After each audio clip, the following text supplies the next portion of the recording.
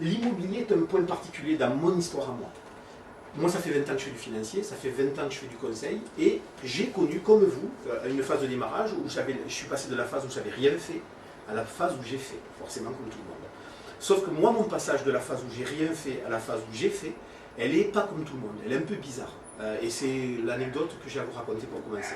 Elle s'est passée de la façon suivante, c'est que j'ai démarré dans l'activité. Je venais d'un métier qui était du conseil financier pur, mais du placement. Donc moi, ça, je savais faire. C'était ma zone de confort, elle était là. Ma zone d'inconfort, elle était sur de vendre l'immobilier. Je n'avais jamais vendu d'immobilier. À l'époque, j'avais acheté de l'immobilier, oui, une fois, pour ma résidence principale, mais ça se limitait à ça. Mon expérience de l'immobilier, elle se limitait à pas grand-chose, à vrai dire. Et il s'est passé un truc intéressant, c'est que j'ai déroulé des choses, j'ai fait des choses, et ça n'a pas marché. Pas marché, pas marché, pas marché. Plein de fois, ça n'a pas marché.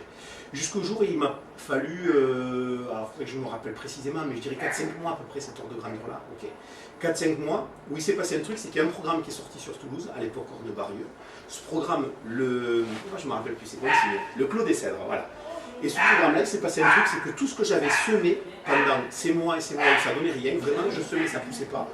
Du jour au lendemain, en une semaine, j'ai fait 5 réservations.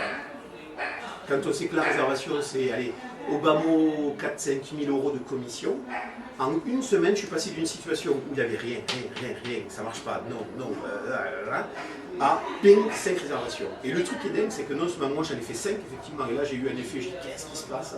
Mais c'est à l'époque quelqu'un qui s'appelle Stéphane Balguerin, que vous connaissez, qui avait démarré quelques mois après moi, et lui il a fait ses 3 premières réservations. Ça veut dire qu'à tous les deux, en une semaine, on est passé de rien à 8 réservations. Et on a vraiment connu un appel d'air surprenant. Au niveau de mon expérience, je ne peux pas la réinventer, l'histoire c'était la mienne. C'était de se dire, ben voilà, j'ai passé des semaines, des mois même, à faire des rendez-vous, ça donnait rien. J'ai me dire, ah ouais, ça peut être intéressant, d'écouter quand vous aurez quelque chose de sympa, appelez-moi. Et j'avais vraiment ça, et je gardais, en encours si on peut dire, des gens qui me disaient, ben, ça peut être intéressant votre approche, mais pour l'instant, soit je ne suis pas intéressé, soit rien de précis à leur proposer, soit moi-même, je ne savais pas forcément comment me positionner par rapport à ça.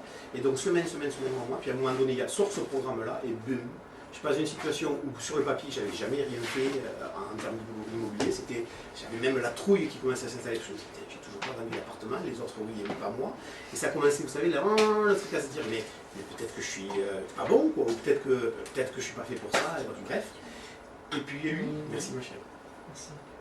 Ce que j'ai fait, si tu veux, vraiment c'est comme ça que ça s'est passé l'histoire, c'est que j'ai démarré, j'ai fait des rendez-vous, j'ai rencontré des gens, j'ai compris certaines choses, pas tout dès le début, c'est pour ça que je vais vous faire gagner ce temps-là aujourd'hui. J'ai mis un certain temps à comprendre d'autres choses, mais l'idée c'est que je rencontrais du monde et j'accumulais des gens qui me disaient, bon, peut-être que ça pourrait nous intéresser, bon, rappelle-nous quand tu as quelque chose d'intéressant, ou même nous, pour l'instant c'est pas le moment, mais peut-être que ça le deviendra, bref. Et ce que j'ai découvert en fait, c'est que c'est vraiment propre à l'immobilier, c'est pas forcément propre au placement financier, mais l'immobilier, tu vas avoir un programme qui va sortir à un moment donné. Si tu as fait le travail en amont, boum, il se passe un truc. Parce que ce programme-là te plaît, comme moi, il me plaisait, ou parce qu'il a une caractéristique qui va faire que tu vas vraiment y trouver un intérêt plus que la norme. Mais si tu as fait un travail préliminaire avant, ben, il va se passer quelque chose. Si tu n'as pas fait le travail préliminaire, tu vas juste constater qu'il y a un super programme qui sort, tu vas dire, oh, il y a une super affaire, ah ben c'est bien, et puis ben c'est bien, et puis tu vas continuer comme ça, dire ben rendez-vous à la prochaine.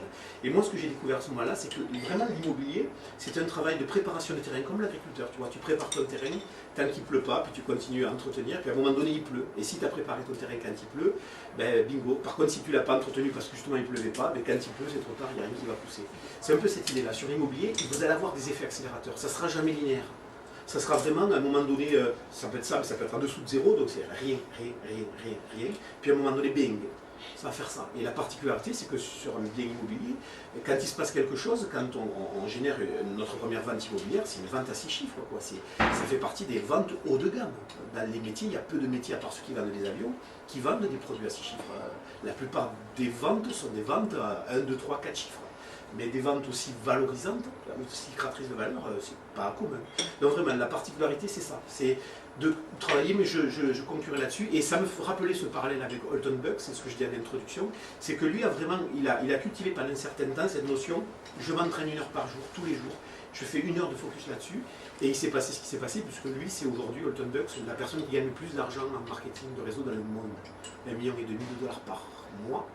Et sachant que son réseau explose, c'est-à-dire que là, à l'heure où je vous parle, il a 1,5 million de dollars par mois, Mais dans 1 an, 2 ans, 3 ans, ça va encore grossir. Il est dans la situation où il n'est pas figé. Un footballeur, il est figé, puis à un moment donné, ça ne va pas augmenter, puis à un moment donné, ça s'appelle la retraite, c'est dans 5 ans. Lui, non. Lui, ça ne fait qu'exploser. Dans l'audio, qui a 3-4 ans, un truc comme ça dans l'audio, il est déjà en train de dire, parce qu'ils ont ouvert des pays, etc., ils ont ouvert une quinzaine de pays depuis, il est en train de dire, à l'heure où il nous parle, et ça continue à progresser de plus en plus, et à l'heure où je vous parle tous les mois, j'ai des milliers de personnes qui veulent rentrer dans mon organisation. Et il vend quoi? Enfin, Café. Du café? T'as bien entendu. C'est-à-dire qu'ils vendent quelque chose qui ne change pas la vie financière des gens, quoi, clairement. Nous, quand on met en place, on va en parler, quand on met en place des solutions immobilières, on change la trajectoire financière des gens, définitivement. Lui, pas. Quand il vend du café, à la limite, bon, ce café-là, a priori, est plutôt bon pour la santé. Enfin, pour un café, c'est paradoxal, mais il ne change pas la trajectoire financière des gens dans l'absolu. Donc, il vend du café. Et lui, il vend du café, mais je t'en prends plein d'autres. Je te prends celui de Numis à côté. Enfin, bon, on n'est pas là pour parler d'eux, mais tous ces gens-là qui sont en photo, ils vendent des choses qui ne changent pas la trajectoire financière des gens qui l'achètent. C'est un service, c'est ou des patchs pour maigrir ou qu'est-ce qu'il y a d'autre. On a un wagon, enfin excuse-moi de t'interrompre, quand on voit tes vidéos, quand on va à côté, il y en a toujours, j'en ai cliqué sur quelques-unes, mais du marketing et sur des produits tous les plus exotiques les uns que les autres, ils s'en vendent. Puis la méthode là, pour me construire les arborescences, plein de descriptions, enfin plein de... Oui, plein de compensation comme ils disent les Américains. Voilà, donc voilà, je vais vous parler d'immobilier de cette façon-là parce que ça a été en introduction ma façon et mon rapport, mon histoire en tout cas. Elle a été une histoire où rien, et qu'à un moment donné, 5 d'un coup, c'était le Clos des Cédrats Cornebarieux et Stéphane qui était derrière avec moi, ben, il en fait 3 aussi, on passe de 0 à 8, et on se dit, oh, pop, pop, pop, et puis à partir de là, c'était fini. On avait compris, il s'était passé un truc, on avait compris qu'on avait entre les mains quelque chose qui pouvait changer nos trajectoires financières, et puis l'histoire a montré que oui. Alors, on y va. Investir en 2014 dans l'immobilier, il y a 2 choses derrière. Il y a investir dans l'immobilier, et on va le voir. Et investir en 2014 dans l'immobilier, ça reste les 2 aspects. Parce qu'investir dans l'immobilier, je pense, et j'espère vous faire gagner du temps, parce que normalement, là-dedans, vous devriez découvrir des trucs. Si vous ne les découvrez pas dans ma présentation, ça veut dire que vous êtes pointu en termes d'immobilier, mais surtout, ça voudrait dire que vous êtes chaud bouillant. C'est-à-dire que si réellement là, de ce que je vais faire, vous découvrez rien, ça veut dire que là, tout est câblé pour faire un carton. Mais bon, peut-être que vous ne le savez pas encore, mais ça m'étonnerait que vous ayez vraiment... Enfin, si, vous le savez ce qu'on va voir, c'est juste la façon de le présenter qui va être un peu différente. Et on va le traiter sous 2 axes. Pourquoi, comment? Faire très simple. Pourquoi investir dans l'immobilier? Pourquoi, comment? Et pourquoi investir en 2014 dans l'immobilier? Pourquoi, comment? Ok? On y va. Pourquoi? Le why. Première idée, c'est que c'est aujourd'hui l'immobilier la seule classe d'actifs, le seul investissement, comme vous savez qu'on parle d'investissement dans notre métier, c'est le seul investissement où on n'a pas besoin de mise de fonds initiale. Partout d'ailleurs, si je veux investir dans quelque chose, il faut que j'ai quelque chose à investir. Il faut que j'ai une mise de fonds, ce qu'on appelle. Je veux monter une franchise, avec une franchise à 0, c'est compliqué. Je veux lancer mon affaire, lancer une affaire avec 0, c'est archi plus compliqué. Merci ma puce.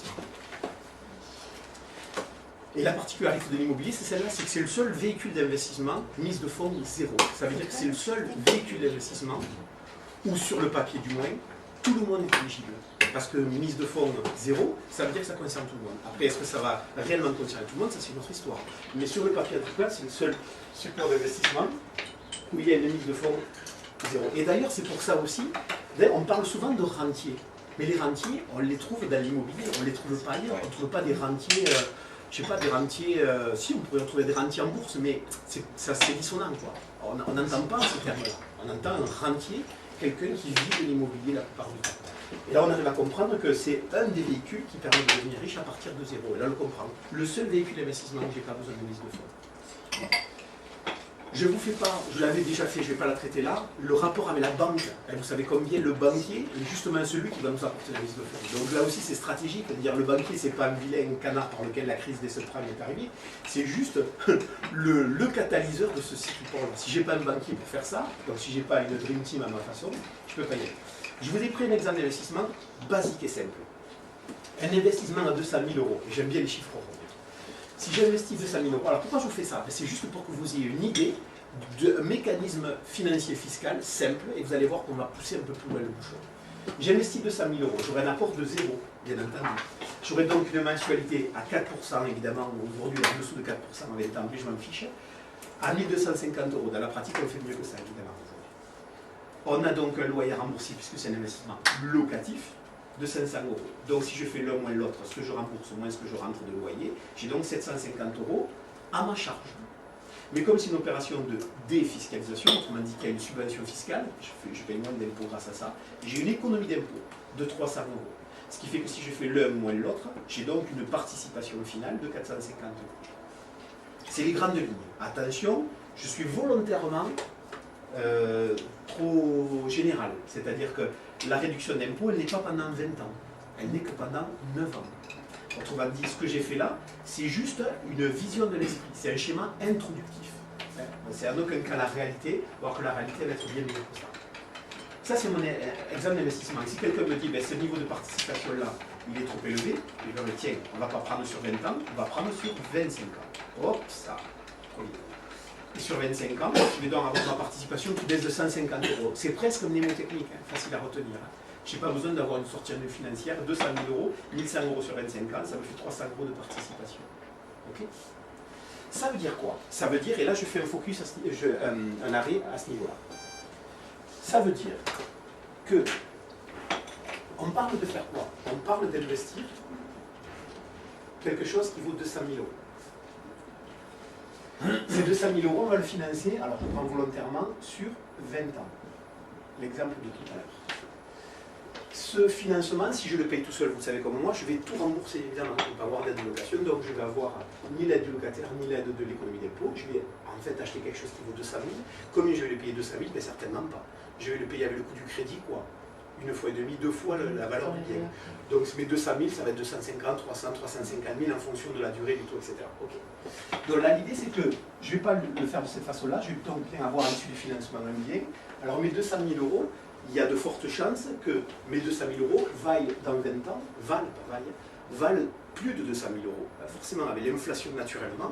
Je prends l'exemple volontairement, non pas du passé, parce que évidemment quelque chose qui il y a 20 ans valait 200 000, aujourd'hui, rien à voir, au moins le double.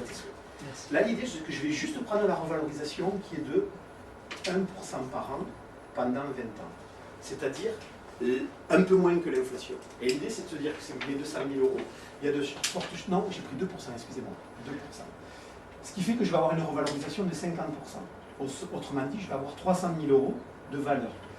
Acheter un bien aujourd'hui de 100 000 et dire que dans 20 ans, il vaudra 300 000, je ne sais pas pour vous, mais moi, ça ne me fait pas peur. En tout cas, je ne trouve pas ça exagéré. Je pense même, pour plein de raisons qu'on développera après, qu'on est loin du code. Ça veut dire quoi? Ben, ça veut dire qu'à l'arrivée, j'ai donc créé un actif, ici avec une mise de fonds de 0, qui vaut ici 300 000, on est bien d'accord, puisqu'à la fin du crédit, il n'y a plus de crédit. Donc j'ai bien créé un actif plat comme au Monopoly. J'ai un appartement dans 20 ans, ou un bien, ou une maison, de 300 000 €. Mais l'idée, c'est de se dire, mais je l'ai payé combien? Je l'ai payé, rappelez-vous le chiffre de tout à l'heure, elle est grosso modo entre 350 à 450 € par mois, pour faire très très simple. Mais ça veut dire quoi? Ça veut dire que grosso modo, je l'ai payé un tiers, et c'est ça l'idée. Je l'ai payé, allez, grosso modo, 100 000 €. Je l'ai payé un tiers de sa valeur. Ça veut dire que si le même bien, je l'achète en résidence principale et je l'habite, ben je le paye 2 fois sa valeur, c'est-à-dire 200% ou 250% en fonction des durées des taux et tralala. En réalité, je la paye beaucoup plus parce que vous savez comme moi qu'une résidence principale, on ne fait pas qu'ils mettent tout le crédit, on y met énormément d'argent aussi, c'est une autre histoire. Et là, l'idée, c'est qu'on la paye un tiers moins. Mais ce chiffre-là, il est intéressant en soi, mais je vais le dire différemment maintenant. Ça veut dire qu'il s'est passé quoi? Il s'est passé que, à partir de maintenant, ici, j'ai 300 000 € de plus en valeur patrimoniale. Et si je divise 300 000 € par 20, ça fait combien? 15 000. Ça veut dire quoi? Mais ça veut dire que ni plus ni moins, tous les ans, j'étais en train de mettre 15 000 € par an de plus dans mon patrimoine. Ça veut dire 1 250 € par mois.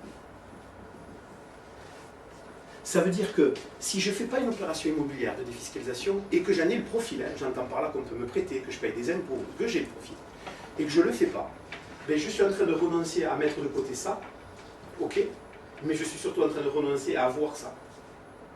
Oui. Pendant les 9 ans, mais après... On va le voir après.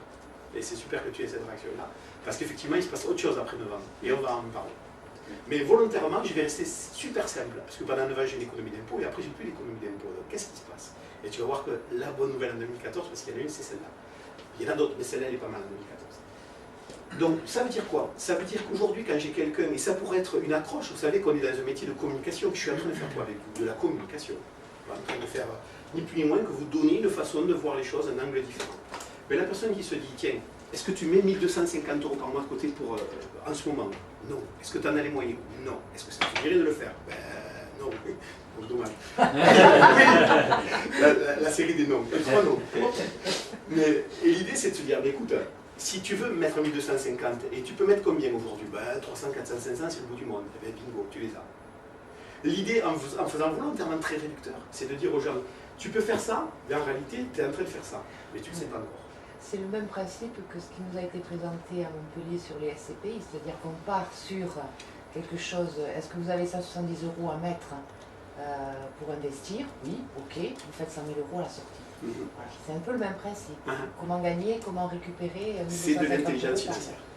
Ni plus ni moins. Oui, c'est plus intéressant, ça booste davantage. Hein. Derrière, ce qui est super accrocheur aussi, c'est la rentabilité. Ouais, que tu divises 300 000 par la mise initiale, attention, sur les 9 ans, bien entendu, par rapport à la défisque au départ sur l'effort d'épargne, mais tu lui dis, ben, je vous défie de mettre 350 ou 450 € de côté pendant 10 temps et d'obtenir ce capital-là à la sortie.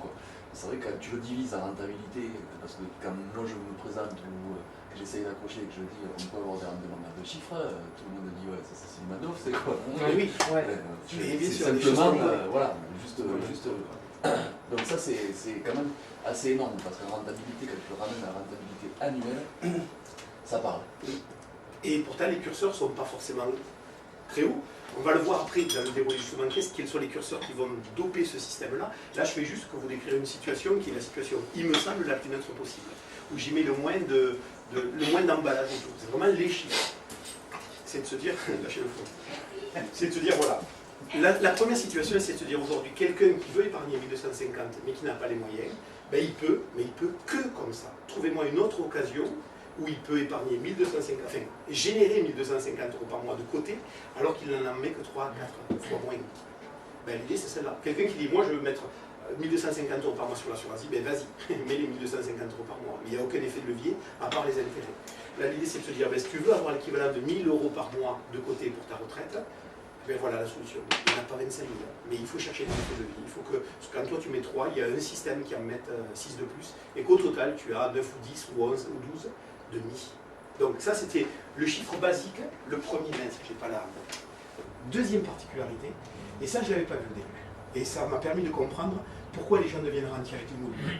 C'est qu'il y a un effet cumulatif, et vous le savez peut-être ou peut-être pas, c'est qu'aujourd'hui, l'immobilier a ceci de différenciant par rapport au placement financier, si on cherche à les comparer, c'est que si je mets en place 5 assurances vie, 5 plans d'épargne, quels qu'ils soient, un PE, plus une assurance vie, plus un ci, plus un ça, plus un compte épargne logement, j'en sais rien. Si je cumule tout un tas de placements, avec le fait que je cumule 4 ou 5 biens immobiliers, ben il va se passer un truc dans l'immobilier qui ne se passe pas dans les placements.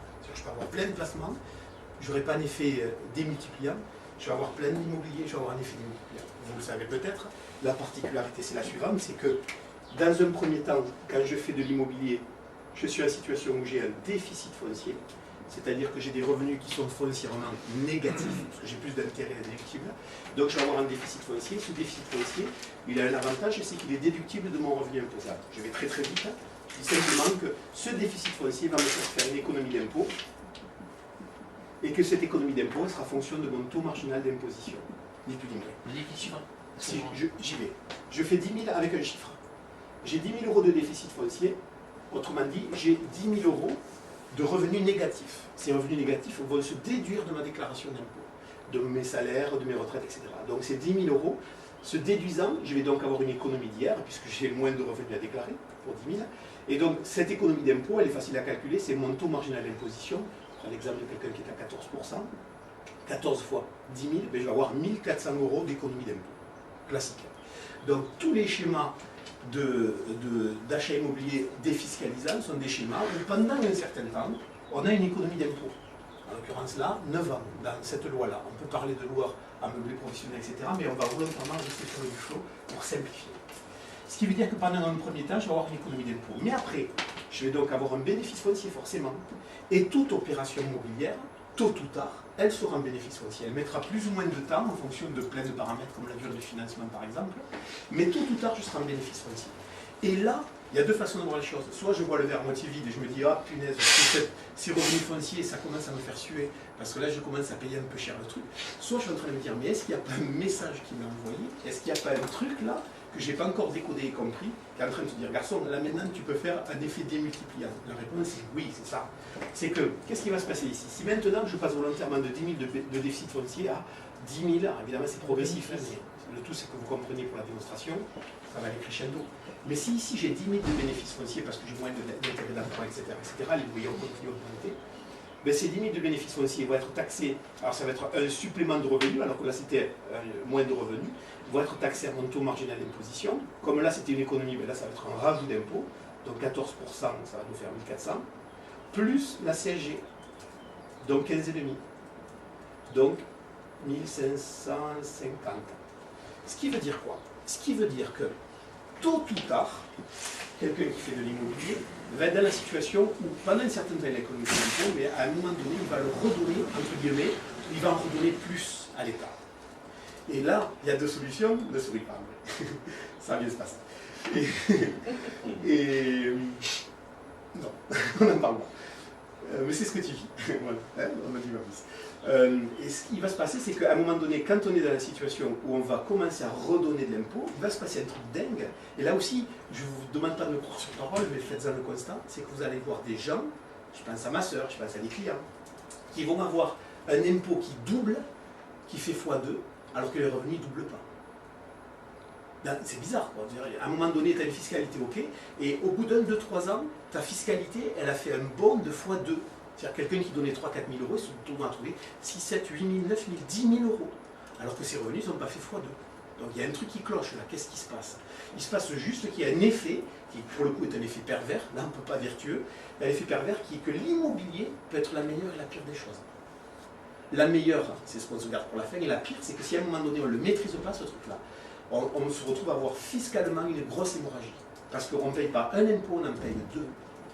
On paye l'impôt sur le revenu et la CSG, voire même la taxe foncière, etc. Enfin, on paye des impôts. Mais on en paye en tout cas ces deux-là, et ces deux-là, à un moment donné, ils ne vont pas faire semblant. Et ce qu'il faut arriver à comprendre, c'est que tous les gens qui ont de l'immobilier, sans exception, tous ces gens-là ont une épée de Damoclès sur la tête. Tous. Ce qui est dingue, c'est qu'ils ne le savent pas. La plupart, hein, j'entends. Il y en a qui se disent, ouais, je vais être en bénéfice foncier à un moment donné. Mais vous savez de combien? Vous savez quelle proportion ça va avoir dans 2, 3, 4, 5 ans? Non, pas vraiment. Ben, ça vaudrait le coup qu'on le calcule peut-être. Hein. Et là, en faisant ce travail-là de sensibilisation, de leur dire juste, et on a des simulateurs pour ça qui nous permettent de faire une simulation et une projection, dire ben voilà, dans 1, 2, 3, 4, 5 ans, voilà ce que va devenir votre impôt, vos impôts au sens large. Et je peux vous dire que vous leur rendez un sacré service, parce qu'autant qu'ils se rendent compte de ça avant, qu'ils anticipent, plutôt que de faire, comme ma soeur ou d'autres, se dire ça commence à faire mal, il faut vite qu'on trouve une solution. Alors on a des solutions, Dieu merci. Mais comprenez que dans l'immobilier, il y a ceci de particulier, c'est que ça peut être la meilleure et la pire des choses. Ça peut être, et c'est souvent au début la pire des choses, dans le sens au niveau de la fiscalité, et ça peut de la pire devenir la meilleure. Pourquoi? Parce que si maintenant je mets en place une deuxième opération de défiscalisation, qui va elle aussi être pendant un certain temps en déficit foncier, ben ce déficit foncier, qu'est-ce qu'il va faire? Il va venir absorber ce bénéfice foncier. Normal. Absorbant ce bénéfice foncier, je suis comme ici, c'est-à-dire en train de réaliser une économie d'impôt, sauf que je suis en train de réaliser une économie d'impôt, plus, parce que j'absorbe ça aussi, je réalise une double économie, une économie d'impôt plus une économie de CSG. Ça veut dire que je suis bien dans une situation où mon deuxième investissement, ça c'était le premier, mon deuxième investissement, à périmètre identique, à valeur identique d'investissement, il est plus rentable. Il est même des fois 30, 40, 50% plus rentable que le premier. Ça veut dire que, revenons à ce qu'on disait tout à l'heure, je fais des placements financiers, mon deuxième assurance vie, ma troisième assurance vie, ma quatrième assurance vie, elle n'a pas d'avantage particulier par rapport à ma première, elle n'aura jamais. Par contre, ici, mon deuxième investissement, il a un avantage par rapport à mon premier. Et ainsi de suite. Plus je vais cumuler les opérations, plus je vais les penser en termes de financement, là, je ne vais pas aller trop loin non plus, mais plus je vais penser à de l'infini au lieu de l'amortissable, des choses comme ça, plus je vais avoir des biens qui, à un moment donné, se payent tout seuls. Donc, retour sur investissement et rentabilité, énorme. On n'est plus à 5 ou 10 ou 15 ou 20 ou 30 ou 40% par an. Mais quand j'ai un bien qui s'autofinance, voire qui dégage du bénéfice, ben on ne peut pas le chiffrer, mais on a 150% si vous voulez, 300% si vous voulez de rentabilité. En tout cas, on est sur des chiffres où on est vraiment sur l'accélérateur. On a pris la fast track, comme disent les Américains, c'est-à-dire la piste d'accélération. J'ai bien capté là, mais est-ce que quelque part c'est pas une fuite en avant Forcément. Au bout d'un moment, il faut. Et ouais. Au bout d'un moment, il faut un peu, Et ouais. Alors au bout d'un moment, il faudra peut-être réfléchir à soit est-ce que je garde tout cet immobilier, soit est-ce que j'en vends une partie financière. Après, il y aura une autre étape. Après, il y a les donations qui sont possibles, la cession Bien de sûr. fruits.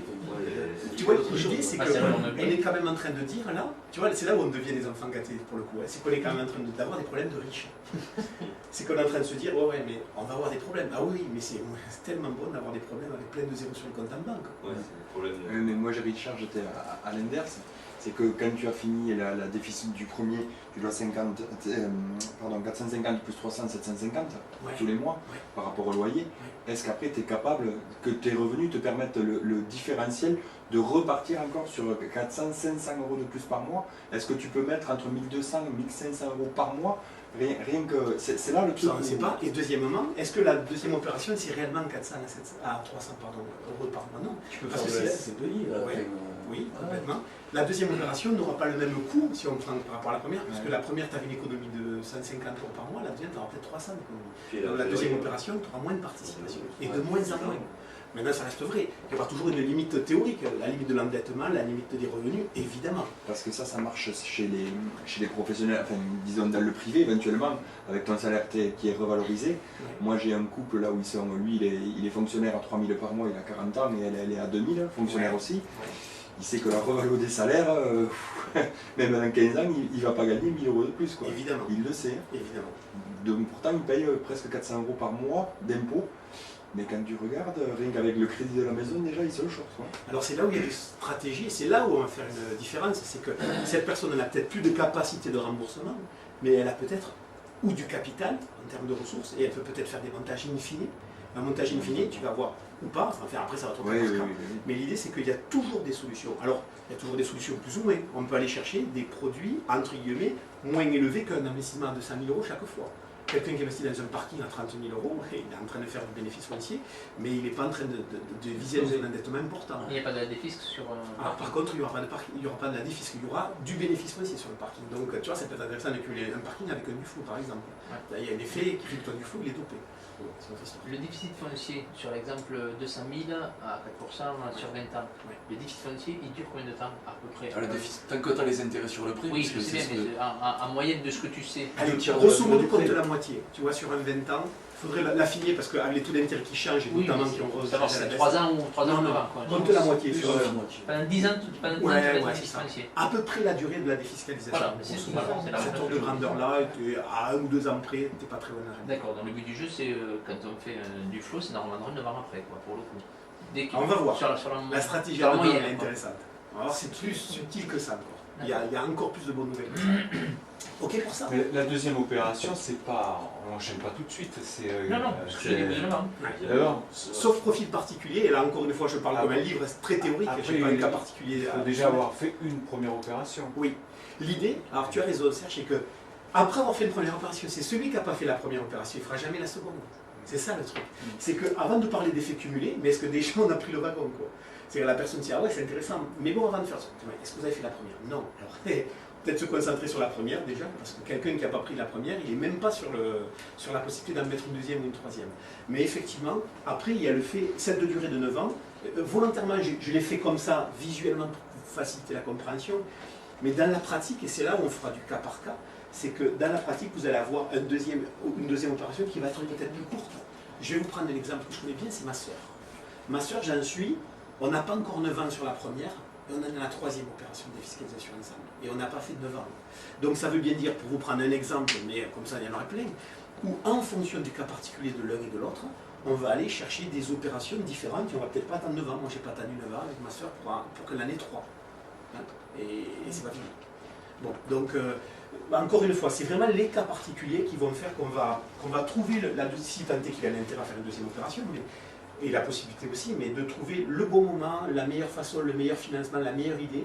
Et la personne en face, si vous commencez à juste lui parler d'effets cumulatifs, juste lui donner, mettre l'idée dans son esprit, parce que la plupart du temps, elle ne l'a pas, dire tu sais qu'il y a un effet cumulatif, il y a un effet d'entraînement qui est super intéressant à attraper. Et la première personne, je pense à ma soeur, mais à d'autres, c'est de se dire, bon, c'est quand qu'on fait la prochaine.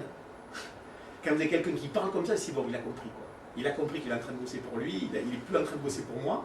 Il a compris qu'il est en train de se tirer vers le haut et qu'il a l'effet vertueux qui a été amorcé. Mais ça, qui le sait, qui le fait? Prenez, attrapez des gens dans la rue, faites le test, attrapez des gens qui font de l'immobilier et vous leur dites l'effet cumulatif de l'immobilier, ça vous parle? Ça vous dit quelque chose? Non. Ah, il faut que je vous en parle. J'ai rencontré quelqu'un qui est toujours la tierce personne. J'ai eu quelqu'un qui m'a fait des schémas financiers, je trouvais ça intéressant. Ah, il faut que je vous en parle. Ça ne mange pas de pain, ça ne coûte rien, ça va enrichir l'autre, ça c'est sûr, parce que qu'on fasse ou qu'on ne fasse pas affaire avec lui, dans tous les cas, lui, il va sortir du rendez-vous plus riche que ce qu'il en est rentré. Rappelez-vous, c'est le fond de notre activité. On a un business, à la différence du café, on a un business où les gens sont plus riches à la fin du rendez-vous qu'ils ne sont rentrés. Vous serez plus riche dans votre tête à la fin de cet entretien-là, aujourd'hui, c'est sûr. C'est sûr. Vous allez repartir avec une valeur ajoutée complémentaire à ce que vous aviez déjà. C'est le fond de notre opportunité. Il y a un petit risque qui est contrôlable, je pense, enfin, moi j'en suis convaincu, c'est le locataire. Oui. Typiquement, samedi, j'ai voyagé, je fais un déplacement à Saint-Gaudens avec mes joueurs, et le gars, c'est un ancien collègue, il a fait de la défisque de revient, je sais pas. Ouais. Et là, j'ai fait des accroches, enfin j'ai tenté. Puis là, il a un peu refroidi parce qu'il était curieux. Qu'est-ce que tu fais comme formation en ce moment? Tu es tout le temps absent. Et je lui explique. Et il m'a dit, attends, en ce moment, c'est bien, le bien, on a fait une superbe affaire, mais j'ai pas de locataire depuis 2 mois dans ma maison de Cugnot, là, que j'ai mis. Et, alors j'ai voulu envoyer, enfin, il était sensible à ça, et puis il a parlé des EHPAD. Les EHPAD, il ne doit pas en entendre parler. Mais bref. Il y a un petit risque là, le français il est par contradiction ronchon, critique, et l'histoire du locataire absent, ça met la panique un peu. C'est lui qui s'occupe de ses locataires? Non, il a mis une agence en plus. Il n'a pas pris d'assurance. J'en sais rien. Tu sais ce que te dirait Stéphane Balguéry? Je vais prendre la peau 30 secondes de Stéphane Balguéry, ce qui n'est pas facile pour moi. Mais tu sais ce qu'il te dirait? Il te dirait, je suis sûr, c'est enregistré, donc je pense qu'il va l'écouter, il te dirait, Stéphane, tu confirmeras si tu ferais comme ça. Mais il te dirait, eh ben, ton gars, tu sais quoi, je m'en occupe de te trouver un locataire. Ouais, je m'en occupe. Je te le ferai comme ça, Stéphane. Parce qu'il est comme ça en plus. Hein. Lui, avec ses clients, je peux te dire qu'il lâche rien. Quand il y a un client tu confirmes, Stéphane, ou pas? Quand il y a un client qui a un client, c'est-à-dire quelqu'un avec lequel il a travaillé, il ne te parle même pas d'un copain qui n'est pas du tout client pour le coup. Mais il y a quelqu'un qui a un problème de location, tu le résous. Alors lui, c'est pas compliqué, je les connais ces méthodes, parce qu'il nous a longtemps expliqué ici même, il y a quelques temps. Stéphane. Pas compliqué, il fait un premier truc, c'est qu'il passe une annonce sur le Bon Coin, sur des sites gratuits. Dieu sait que maintenant, autant il y a 10 ans c'était impossible, autant maintenant oui. Et la première chose qu'il va constater, c'est que 9 fois sur 10, l'agent immobilier, il est out, il n'est pas en place, il n'est pas dans le match. Alors je ne juge pas celle-là, je ne le connais pas. Mais 9 fois sur 10, il va se rendre compte qu'en réalité, l'agent immobilier, il a plein de lots à gérer, et celui-là en particulier, non. Alors que dès que toi tu vas mettre le focus sur ton lot, ben bizarrement tu vas avoir du retour. Donc la première idée c'est que le marché locatif il existe bien, et 9 fois sur 10, tu vois, c'est pas rare. La question que tu as posée Pierre, ouais, forcément s'il a un problème locatif, c'est parce que derrière il ne le gère pas lui et qu'il n'a peut-être pas le bon interlocuteur. Donc la première chose à vérifier c'est de se dire, est-ce que réellement si tu passes 1 ou 2 annonces, tu ne vas pas avoir des offres? Mais bien sûr que oui. En plus il est dégoûté parce qu'il a baissé son loyer, juste pour l'anecdote, je ne veux pas le projet. Et en plus, les locataires sont venus négocier encore le loyer. C'est le jeu. Il a dit, ouais, mais c'est dans le jeu où là. Ouais, voilà. Alors là, il y a des correctifs à faire. Mais c'est bien, il apprend. Mais tu vois, c'est l'apprendre. Comme ça. Il était tellement fermé sur l'histoire des EHPAD. Ouais. Mais ça, bon, voilà. Là, encore une opportunité qui est déguisée. Je rencontre quelqu'un qui me dit j'ai un problème de locataire, ou j'ai un problème de location, j'ai un problème de là. Est-ce que ça ne te dérange pas? Je m'en occupe. Franchement, vous ne trouvez pas ça seigneur? Moi, je rencontre quelqu'un qui dit j'ai un problème de locataire, je dis ça te dérange pas? Je m'en occupe. Il me dit tu prends quoi? Je dis je prends rien. Mon métier, c'est de te faire gagner des sous. Donc, ben, si on peut commencer une relation comme ça, et puis bingo, c'est-à-dire, ça te prend 30 secondes, tu vas sur Cugnot, tu appelles 1 ou 2 agents immobiliers, tu comprends le positionnement, c'est pas très compliqué. À l'espace d'1 heure, tu as tout réglé. Tu as compris la problématique, tu as compris le truc, et tu lui résous son problème. Et à la fin de la journée, tu reviens, tu dis j'ai ta solution. Je n'ai pas compris. Ouais, aller chercher des agents immobiliers parce qu'on n'a pas besoin du téléphone pour savoir le marché. Exactement. Le marché. Tu fais ton étude locative, etc. Est-ce qu'il est dans le créneau des coûts sur le secteur dans lequel il se trouve? Et la surface. Moi j'ai 3 appartements, il y en a 2 que je loue sans problème, il y en a un à chaque fois j'ai du mal, mais je sais que je suis largement dessus. C'est un T2 à Croix Dorade que je loue 620 €. Je sais que. Tu sais pourquoi? Voilà, je sais pourquoi. Tu es sur le marché. Un peu, oui. 620 € un T2 à Croix Dorade. Un petit peu, ouais. Mais c'était le prix, j'étais déjà au-dessus il y a 3 ans, mais c'est le prix que je voulais louer pour la rentabilité que je voulais. Mais après, je sais à qui je loue, je sais pourquoi je loue, etc. etc. Je loue à des personnes qui peuvent pas louer dans les agences. Parce que moi, je ne demande pas de bulletin de salaire, qui gagnent 3 fois, etc., etc. Donc je leur fais confiance. Ils sont contents parce qu'ils trouvent du coup un loyer qui leur est pas accessible par les agences. Et du coup, alors qu'ils ont les moyens de payer plus cher, mais on ne leur donne pas accès à ces logements-là. Moi, je leur donne accès, ils payent plus cher, ils le savent et ils me le rendent bien parce que j'ai pas trop Voilà une occasion déguisée, André. Tu vois, de se dire, bah, tiens, tu le sauras pour la prochaine et vous le saurez, merci pour le témoignage, c'est de se dire, mais quand je rencontre quelqu'un qui a un problème, je vais apprendre, et tu vas apprendre, ça c'est sûr, et on va apprendre à résoudre les problèmes, ça peut nous servir plus tard d'ailleurs. Et puis d'autres, on est en train de se faire une réputation. C'est derrière, et Stéphane, on peut se poser la question, pourquoi Stéphane est le meilleur vendeur de France? On a la chance de l'avoir dans notre équipe. Ben parce que Stéphane et d'autres, parce qu'il y a des petits Stéphane dans l'équipe, il y en a plein. Il y a des Joe, des Xavier, etc. Vous aurez l'occasion de. Enfin, certains vous avez vu au Team Booster, et puis vous allez les voir fonctionner. Mais voilà, des gens qui sont en train de développer cette notion de rendre service aux gens et de se faire une réputation. C'est-à-dire, voilà, la réputation, il y a quelqu'un qui a un problème, je vais trouver la solution. Essayez. Je vais trouver la solution. Et dans ce domaine-là, je t'assure que très très vite, tout se casse la figure. Là, ce qui fait une montagne, la personne dit, oh là, ben, la montagne accouche d'une souris. Quoi. Très souvent, il n'y a pas grand-chose. Il suffit de creuser un petit peu, te rendre compte qu'il n'y avait rien. Et du coup, tu reviens à la personne qui se dit, ben, attends, ouais, a priori, comment je peux te rendre l'appareil? Alors là, Romain, il dirait, ça me rappelle, parle de moi. Hein, c'était ça. Romain, à un moment donné, il a rendu service à quelqu'un, la personne dit, mais comment je peux? Elle me dit, parlez de moi autour de vous. Ben, c'est seigneur, quoi. C'est même pas en train de dire, achète-moi quelque chose. Non, on n'est pas. C'est pas ça notre métier. Notre métier, c'est d'inspirer les gens, pas des influencer, quoi. Bon. Ok pour ça? Je voulais juste le survoler ce schéma-là, vous montrer l'effet cumulatif et combien là aussi, ça peut être la pire et la meilleure des choses. Et de la pire, ça peut devenir la meilleure des choses, justement, c'est ça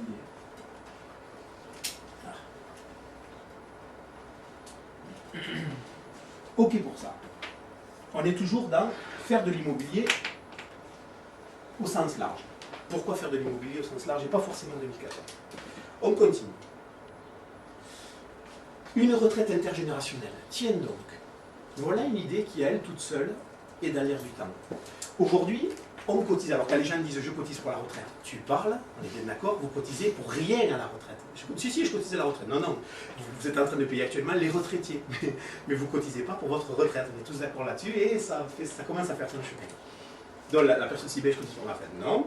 Non seulement tu ne cotises pas pour ta retraite, garçon, réveille, allô, mais deuxièmement, c'est que tu ne cotises pas pour ta retraite aujourd'hui, mais quand bien même tu penses que tu cotises pour ta retraite, de toute façon, tu ne cotises pas par rapport à ton conjoint ou très mal, et encore moins pour tes enfants. C'est-à-dire clairement, sur les prélèvements qu'on a tous les jours, ces prélèvements-là, peut-être qu'un jour ils nous donneront droit à une retraite ou à quelque chose qui ressemblera de la retraite, mais à l'évidence, ça va s'arrêter avec nous, éventuellement la moitié au conjoint, mais jamais aux enfants. Là, dans cette idée, elle est toute simple, c'est de se dire, non seulement je résous une problématique retraite, je reviens à mes 300 000 euros de patrimoine à 20 ans. 300 000 euros, ça fait un loyer net de 700, 600, 700, 800, 900 euros, bref. Donc ça va faire un complément de retraite, on est bien d'accord.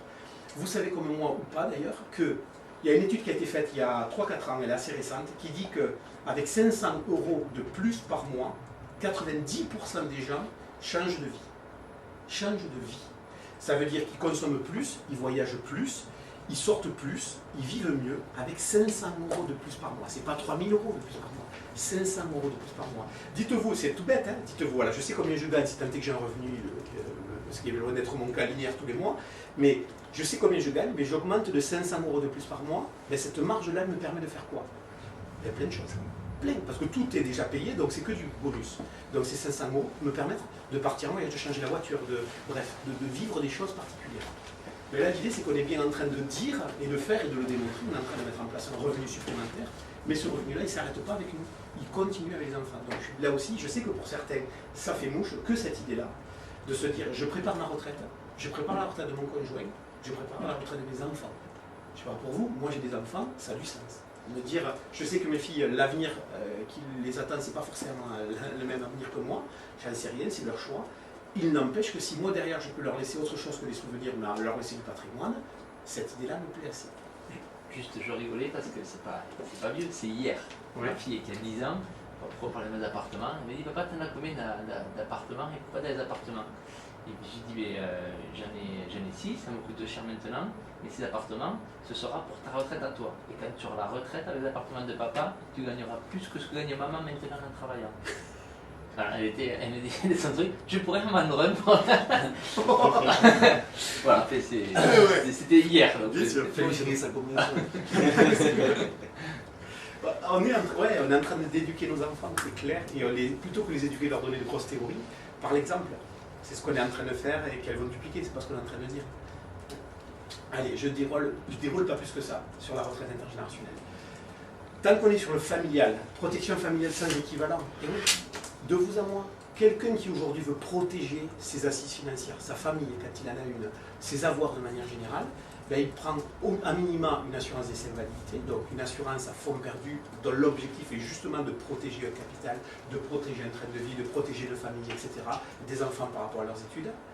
Ça, c'est à minima. Et à maxima, il prendra, s'il est chez l'entreprise, une assurance santé, etc., qui lui coûte un petit peu plus cher.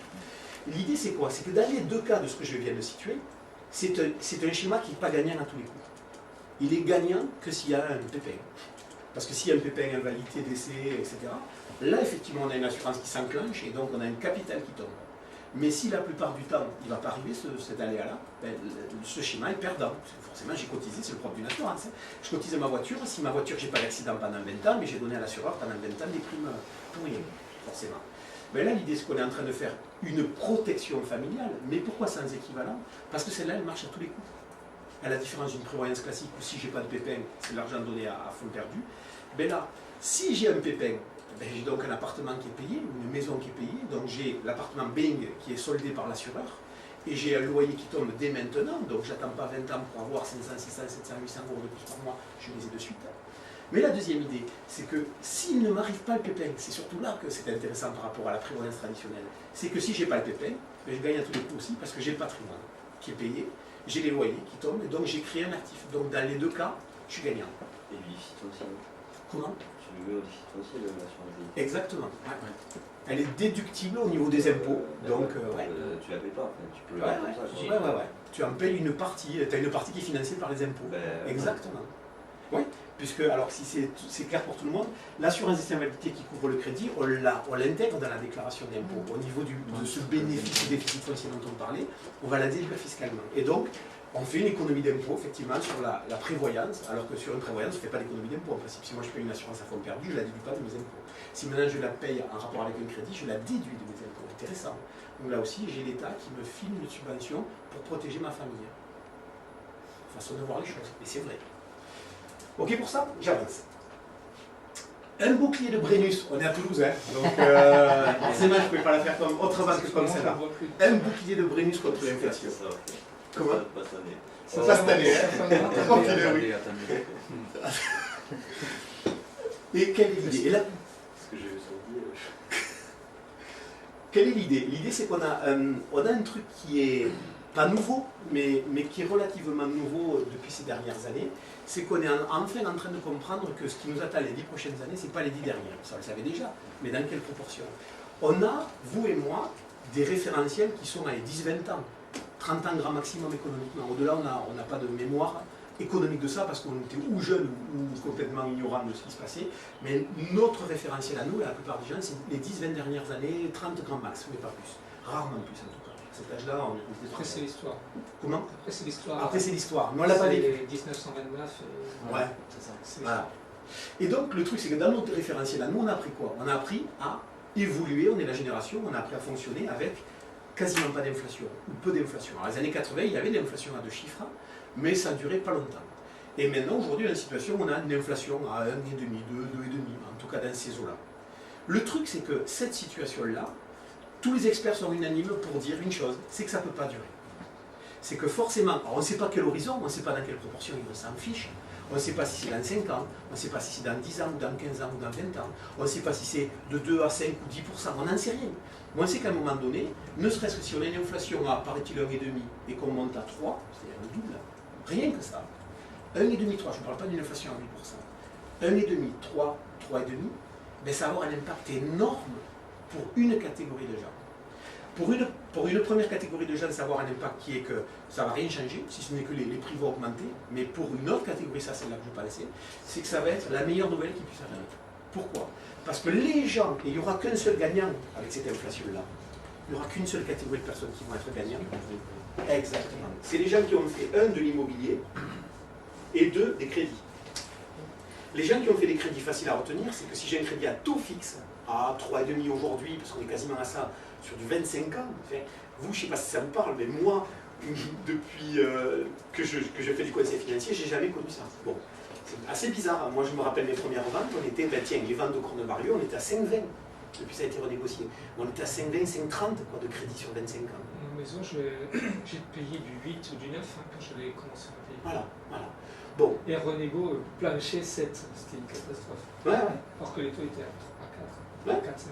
Ouais. Donc il y a vraiment un truc intéressant. Les gens qui ont du crédit, et donc il y a un crédit aujourd'hui acté, figé en taux fixe à 3,5 ou 4 si vous voulez, mais quand l'inflation elle va monter à 3,5 4, c'est l'inflation qui va rembourser leur crédit. Leur pouvoir d'achat va gagner considérablement parce qu'au fil des années, leur impression de remboursement va être de plus en plus allégée. Bon, première idée.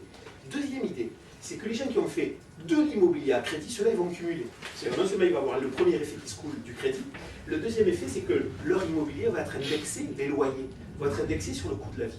D'ailleurs les loyers sont indexés sur le coût de la vie, la revalorisation des loyers. Ça veut dire que le loyer, il va augmenter plus rapidement, puisque forcément le loyer va le tirer vers le haut. Ça veut dire que la valeur de l'immobilier va remonter plus rapidement. On ne parle pas sur un an ou deux évidemment, mais c'est des choses qu'on mesure sur une décennie, sur des choses comme ça. Et donc on va avoir un deuxième effet qui se coule, qui est un effet cumulatif à la fois et sur le loyer et à la fois sur le prix de l'immobilier, qui ne va pas forcément se faire du jour au lendemain, mais qui va sur un horizon de 5, 10, 15, 20 ans. On n'est pas sur un horizon de 5 ans quand on fait l'immobilier, on est sur un horizon de 15, 20, 25 ans. On va forcément avoir un impact. Ça veut dire qu'il va y avoir clairement, dans la conjoncture qui est la nôtre, qui nous attend, à plus ou moins longue échéance, on va avoir une remontée des taux, c'est normal. C'est salutaire d'ailleurs pour l'économie, paraît-il, pour notamment le déficit des pays. Pour se désendetter, il faut que l'inflation reparte. Et donc, le truc, c'est que comme on sait que ça va arriver, la question est comment on peut se préparer au mieux. Eh bien, il n'y a pas 40 solutions. Si je fais du crédit, je fais partie de ceux qui sont du bon côté du wagon. Hein, et si je fais de l'immobilier à crédit, je suis doublement du côté de ceux qui vont a priori tirer leur épingle du jeu. De toute façon, à partir du moment où tu as une politique de taux bas, ça injecte beaucoup d'argent, ça crée de l'inflation. Donc c'est ce qui va arriver là dans les 2-3 ans à venir. De toute façon, en plus, il y a quelque chose, une réflexion qui est totalement juste et totalement facile à comprendre pour les gens qu'on a en face, c'est de se dire, voilà, depuis 10 ans, on a une inflation entre 1,5 et 2%, donc chaque année, d'accord. Donc il y a 10 ans, le SMIC, il était à combien? D'accord, donc si tu calcules sur 10 ans, ça te fait à 2%, ça te fait 20%. Le SMIC, il était à combien il y a 10 ans? La baguette de pain, elle était à combien il y a 10 ans? La baguette de pain, elle a pris combien? Elle a pris plus 20% tranquillement. Et par contre, le SMIC, je doute fort qu'il ait été revalorisé. Donc, en leur expliquant, parce que de temps en temps, l'inflation pour eux, ça peut être un peu abstrait, leur dire voilà comment ça se passe. Tu le vis au quotidien. Aujourd'hui, est-ce que vous avez l'impression qu'en achetant la baguette de pain, vous la payez le même prix qu'il y a 10 ans? Et est-ce que par rapport à il y a 10 ans, vos salaires ont augmenté autant, proportionnellement, que cette fameuse baguette de pain?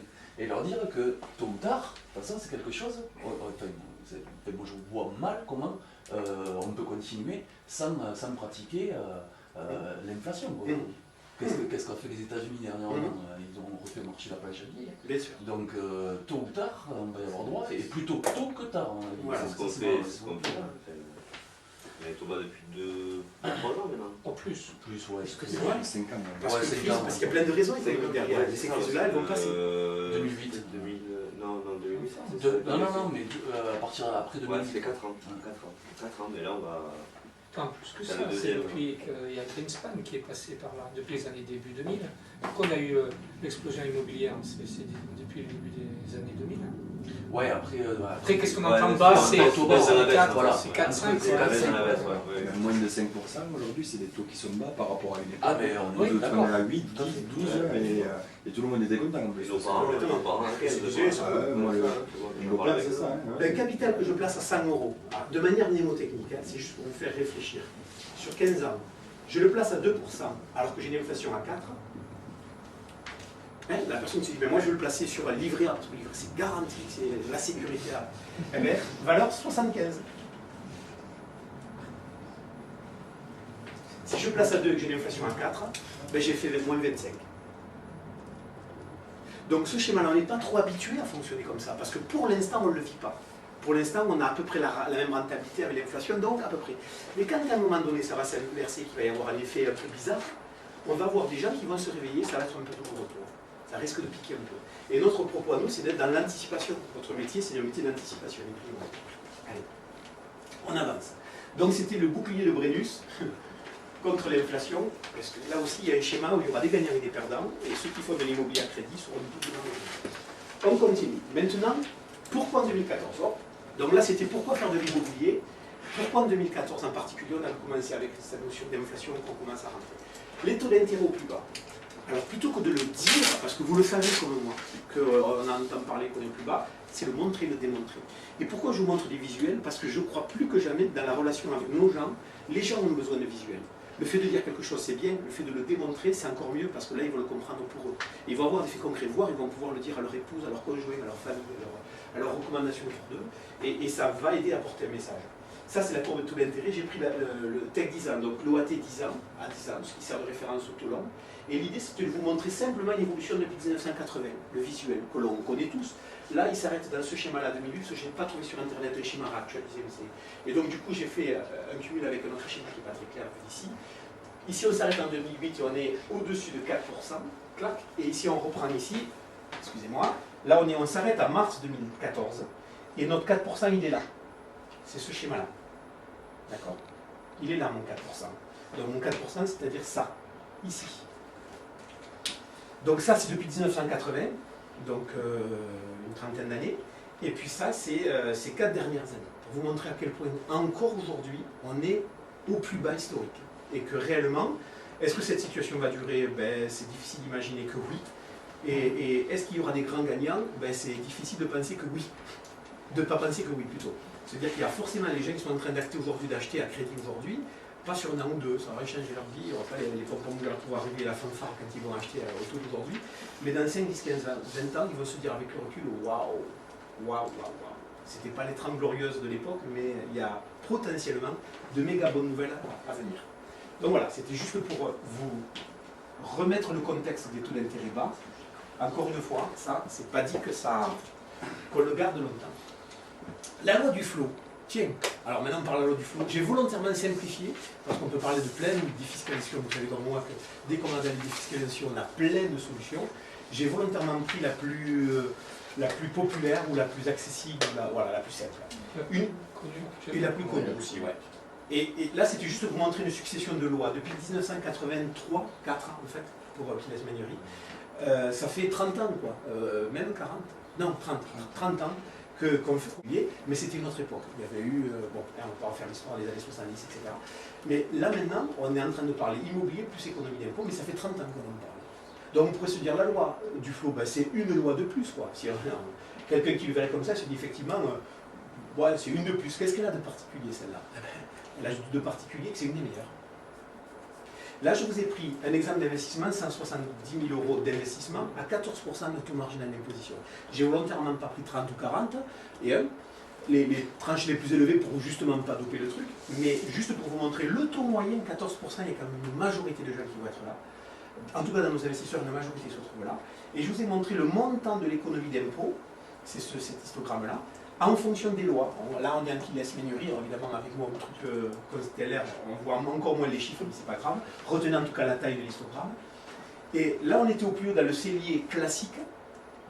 Là, on était dans le cellier intermédiaire, qui commence à devenir BBC. Et là, on est sur du Duflo BBC. Alors, ce qui est intéressant, c'est qu'on est sur une des lois, c'est pas la loi la plus intéressante de tous les temps, c'est une des lois les plus intéressantes de tous les temps. La deuxième quand même. Maintenant, si on y rajoute d'autres paramètres qu'il n'y avait pas, par exemple le taux d'intérêt. Ici, j'avais effectivement une loi qui était super intéressante, c'était le CDI classique. J'empruntais à combien ? En moyenne 4,20 contre aujourd'hui 3,50. Ça veut dire que j'avais la meilleure défiscalisation qu'on ait connue sur les 30 dernières années, mais avec un taux d'intérêt qui était plus important que ce qu'on a aujourd'hui. Ok. Donc ça veut dire que si je le pondérais avec le taux d'intérêt, et là je l'ai volontairement mis à 3,8, je ne l'ai pas mis à 3,5, aujourd'hui il est même en dessous de 3,5. Là tu as une collègue là, qui a emprunté à 2,95 sur 20 ans. Voilà. Donc je ne vais pas prendre des cas où ça va être encore pire, je ne vais pas rendre la mariée plus belle que ce qu'elle est, elle est déjà suffisamment belle. Mais l'effet se dire, c'est que si on pondère le montant de la réduction d'impôt, qui est loin d'être moche, avec la conjoncture, le coût du crédit, ça commence à devenir concurrentiel. Ça vient titiller quand même la première loi. Premièrement. Deuxièmement, et ça aussi on ne le voit pas forcément, mais c'est qu'ici, il n'y avait pas de BBC.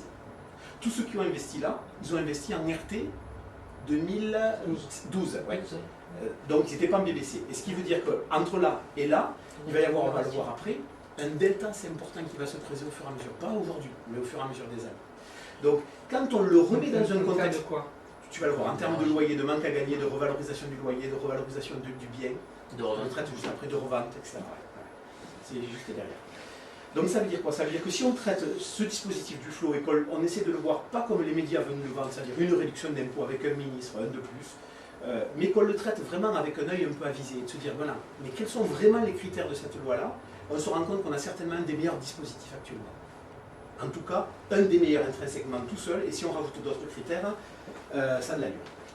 Autre particularité, c'est qu'on a un zonage de la France. Alors en bleu, c'est là où on peut faire du flow. Et en blanc, c'est là où on ne peut pas faire du flow.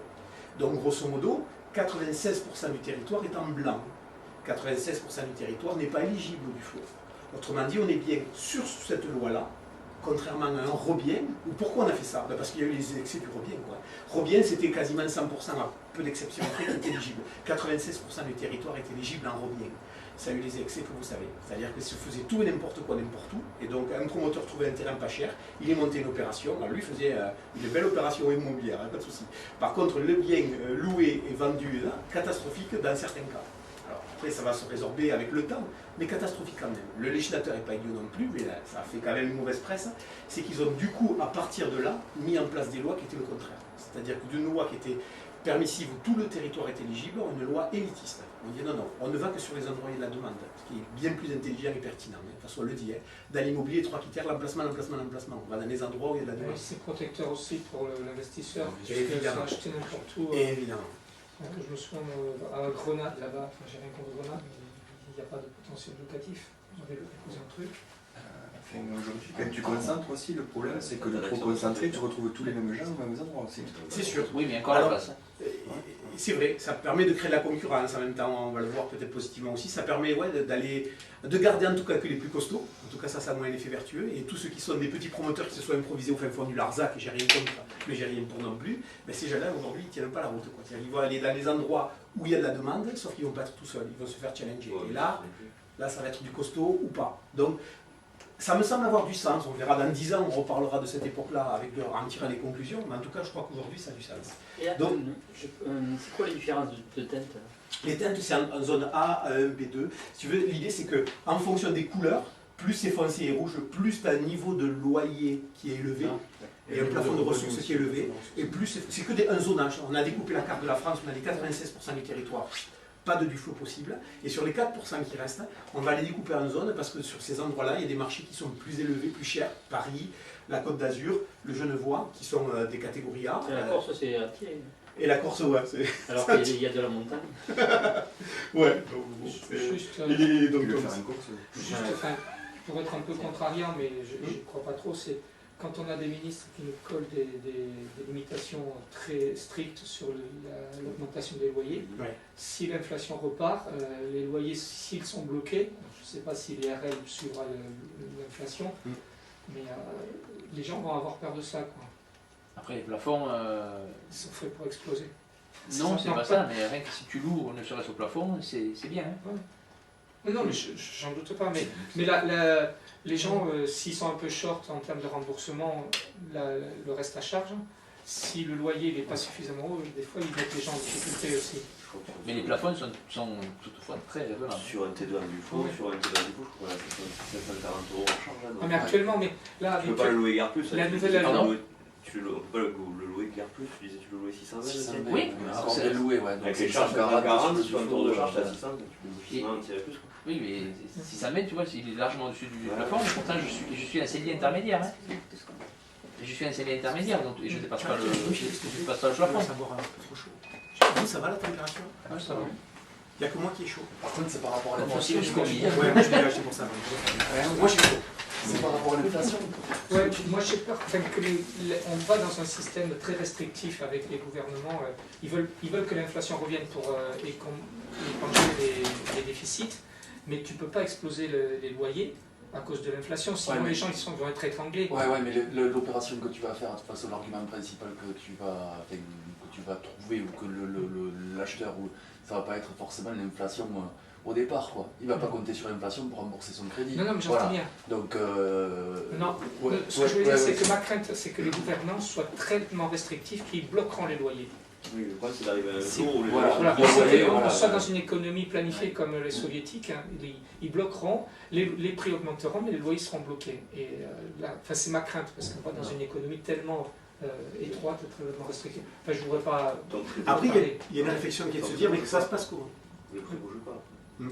Oui. Ça se passe comment à Londres? À mon avis, il faut profiter de ces lois parce que ça ne durera peut-être pas non plus. Puisqu'ils veulent aussi baisser les impôts. Si on leur donne moins d'argent aussi, alors je sais pas, moi c'est j'ai ça dans la tête quoi. Peut-être qu'un jour il n'y aura plus ce genre de loi. Non, c'est économiquement parlant, c'est pas possible. Je sais pas. C'était juste, je sais pas, c'est trop d'emplois. Trop d'emplois.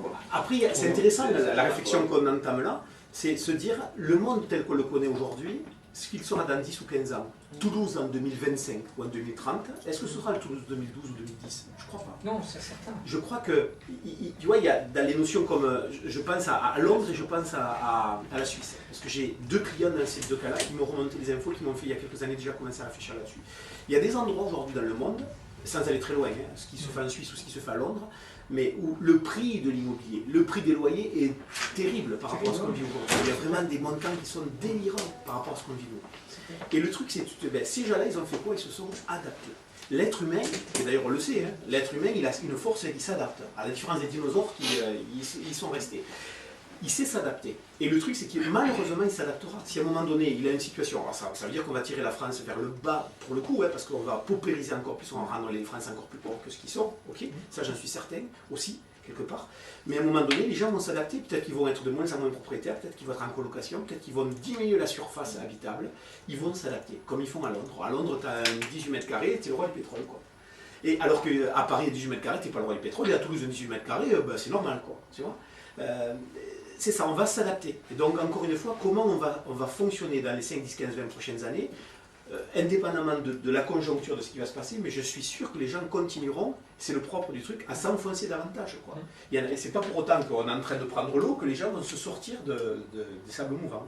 Ils vont s'adapter et ils vont peut-être renoncer à être propriétaires, ils vont peut-être renoncer à revendre leur truc, revenir locataire sur un truc un peu plus petit, voir apparaître la colocation, comme il y a le covoiturage, tous ces trucs en colo. Ben ouais. Mais ça va arriver. Ça, pour l'instant, on en est qu'au début, on en parlera. Mais il y a vraiment une lame de fond qui est en train de balayer. Ça commence. Ça commence parce que les critères pour accéder à l'allocation, les critères pour accéder à l'allocation, j'en reviens à ce que disait Pierrick tout à l'heure, c'est que lui facilite l'allocation à des gens qui ne pourraient pas louer normalement, sont tellement rudes qu'ils sont obligés de s'y mettre à deux, parce que tu n'as pas toujours quelqu'un derrière pour sécuriser le loyer. Donc ça, on y vient. Et puis un inconvénient qui est lié à une montée de l'inflation et un blocage des loyers peut générer aussi une autre action dont on ne connaît pas aujourd'hui la mesure, mais qui viendra la compenser d'une façon ou d'une autre. Faut pas, parce qu'on anticipe sur ce qu'on connaît, donc c'est relativement difficile, parce qu'on a une marge de manœuvre qui est relativement étroite. Donc on ne peut pas... on ne va pas plus loin que ce qu'on va pas plus loin là pour le moment, c'est difficile. Après, si tu veux faire de la colocation, tu peux pas non plus vendre des T2, comme tu disais. Ouais, puis parce que si c'est pas... Il faut vendre donc du T3. Tu gagnes 1 500 € par mois, t'as pas 1000 vies dans un T3. Tu veux 3 chambres aujourd'hui, si tu gagnes pas 2000 € ou 3000 € par mois, t'es bon. C'est pas possible. Soit tu habites au fin fond de... Oui, mais tu génères d'autres problèmes de transport liés à tes conditions de travail. Et ça, vous voyez, c'est intéressant parce que ce débat, ça crée un débat animé. Forcément, ça touche des choses qui sont notre quotidien. Mais là, c'est pareil. Dès lors que chez un client, un prospect, en conférence, dès lors qu'on va traiter de certains sujets, ben forcément, les gens, ça ne va pas laisser indifférents. On est en train de parler de leur retraite, on est en train de parler de leur qualité de vie, à eux, à leurs enfants, etc. Forcément qu'on est sur un sujet d'actualité qui est autrement plus stratégique que de vendre du café. D'autant que, si c'était que ça, une petite galipette. D'autant qu'on a toujours plus de besoins en logement. Ça, c'est une courbe qui montre l'évolution démographique de l'Allemagne en rouge et de la France en bleu. Alors, c'est une évolution en augmentation, voilà, en augmentation de la population. Autrement dit, la France augmente, là, en 2011, je ne l'ai pas plus récent, en 2011, elle augmente de 350 000 nouveaux habitants par an, en 2011, alors que l'Allemagne était à moins 30 000 ou 40 000 à ce moment-là en 2011. Autrement dit, on est bien dans une situation, nous en France, par rapport à l'Allemagne, on le sait, on entend où l'Allemagne ne se renouvelle pas alors que la France continue à grandir, et d'ailleurs c'est le schéma de droite, on voit l'évolution de la population française en millions d'habitants, enfin milliers, donc c'est 62, 65 millions d'habitants, voilà. Ça veut dire quoi? Ça veut dire qu'on est, encore une fois, on n'est pas l'Espagne, ou on n'est pas un autre pays, on est en France. Et quand, objectivement, moi j'arrive, je ne connais pas la France, j'ai grandi au fin fond du Paraguay, je vous dis n'importe quoi. Je débarque dans ce pays-là, je suis assis parmi vous et je suis en train d'entendre un gars qui me dit ce serait bien de faire de l'immobilier, ouais d'accord. Et puis derrière, on en arrive là, il va me dire mais le fonds de commerce, il est en train d'exploser. Et le gars il va se réveiller, il est en train de se dire attends, t'es en train juste de me dire que la loi elle est intéressante, d'accord, la conjoncture elle est pas mal, d'accord. Mais qu'en plus le fonds de commerce, il est en train d'exploser, mais c'est quoi cette histoire? Et c'est de ça dont il s'agit. Doublement sur Toulouse. Comment? Doublement sur Toulouse. Doublement sur Toulouse, parce etc. que tous les ans, on est la ville qui a qui est le plus augmenté. Ouais. Donc, qu'on le veuille ou non, si on raisonne à... C'est Cahors qui se greffe... C'est faramineux. Si on raisonne à un chef d'entreprise, à un homme d'affaires, il va se dire quoi? Il va se dire, bon, mais tiens, a priori, j'ai des atouts dans la main, ok. Mais derrière, j'ai un marché qui est en train d'exploser. C'est maintenant qu'il faut y aller, quoi. C'est pas dans 10 ans. Ouais. Clairement, la demande dans le logement, elle explose en termes de volume, bien entendu, mais en termes de catégorie. On a de plus en plus, et c'est malheureux, mais de divorces. Donc, on a un marché de célibataires, de 8 millions de célibataires en France, qui ne fait que s'accélérer. On a des gens qui rentrent de plus en plus tardivement dans la vie professionnelle et dans la vie tout court. Et donc, on se retrouve dans une situation où il y a des gens qui veulent malgré tout pas rester chez eux, mais partir de chez les parents. Mais pour autant, avoir un endroit pour vivre, et ils n'ont pas les moyens financièrement. Donc, on a besoin de surface locative, etc. supplémentaires. Tous les indicateurs sont ouverts. On serait dans un pays qui est en train de décliner, comme l'Allemagne, enfin décliner en termes de population, même si a priori ils sont en train d'inverser par là, semblerait-il. Mais ce n'est pas le cas. On est dans un pays où tous les indicateurs sont ouverts. Ça veut dire que celui qui est en train de faire de l'immobilier aujourd'hui, encore une fois, quand il me dit un problème locatif, parce que c'est de ça dont il s'agit, on parle de problème locatif là derrière, mais il est où le problème? C'est juste que peut-être c'est mal géré, on en revient à ce qu'on disait tout à l'heure, c'est juste peut-être que c'est mal identifié, etc. Mais ce problème-là n'est pas un problème définitif, c'est un problème provisoire. Si je suis dans un endroit où j'ai une population qui double, eh bien, je suis désolé, mais mon appartement, à moins d'être vraiment mauvais et de mal le communiquer dessus, mais mon appartement, bien entendu, je vais trouver un locataire. Mais non seulement je vais trouver un locataire, mais je vais en trouver 3 pour 1 aujourd'hui. Demain, j'en aurai 2 à 3 fois plus potentiellement. Et ça s'appelle la loi de l'offre et la demande. Si à un moment donné, pour un appartement, je n'ai pas une personne, mais 10 personnes, ça veut dire que mon appartement, il va être bien plus demandé. Donc ça veut dire que là aussi, j'ai un marché qui est en train d'arriver à maturité, qui est le marché du boom démographique de ce pays.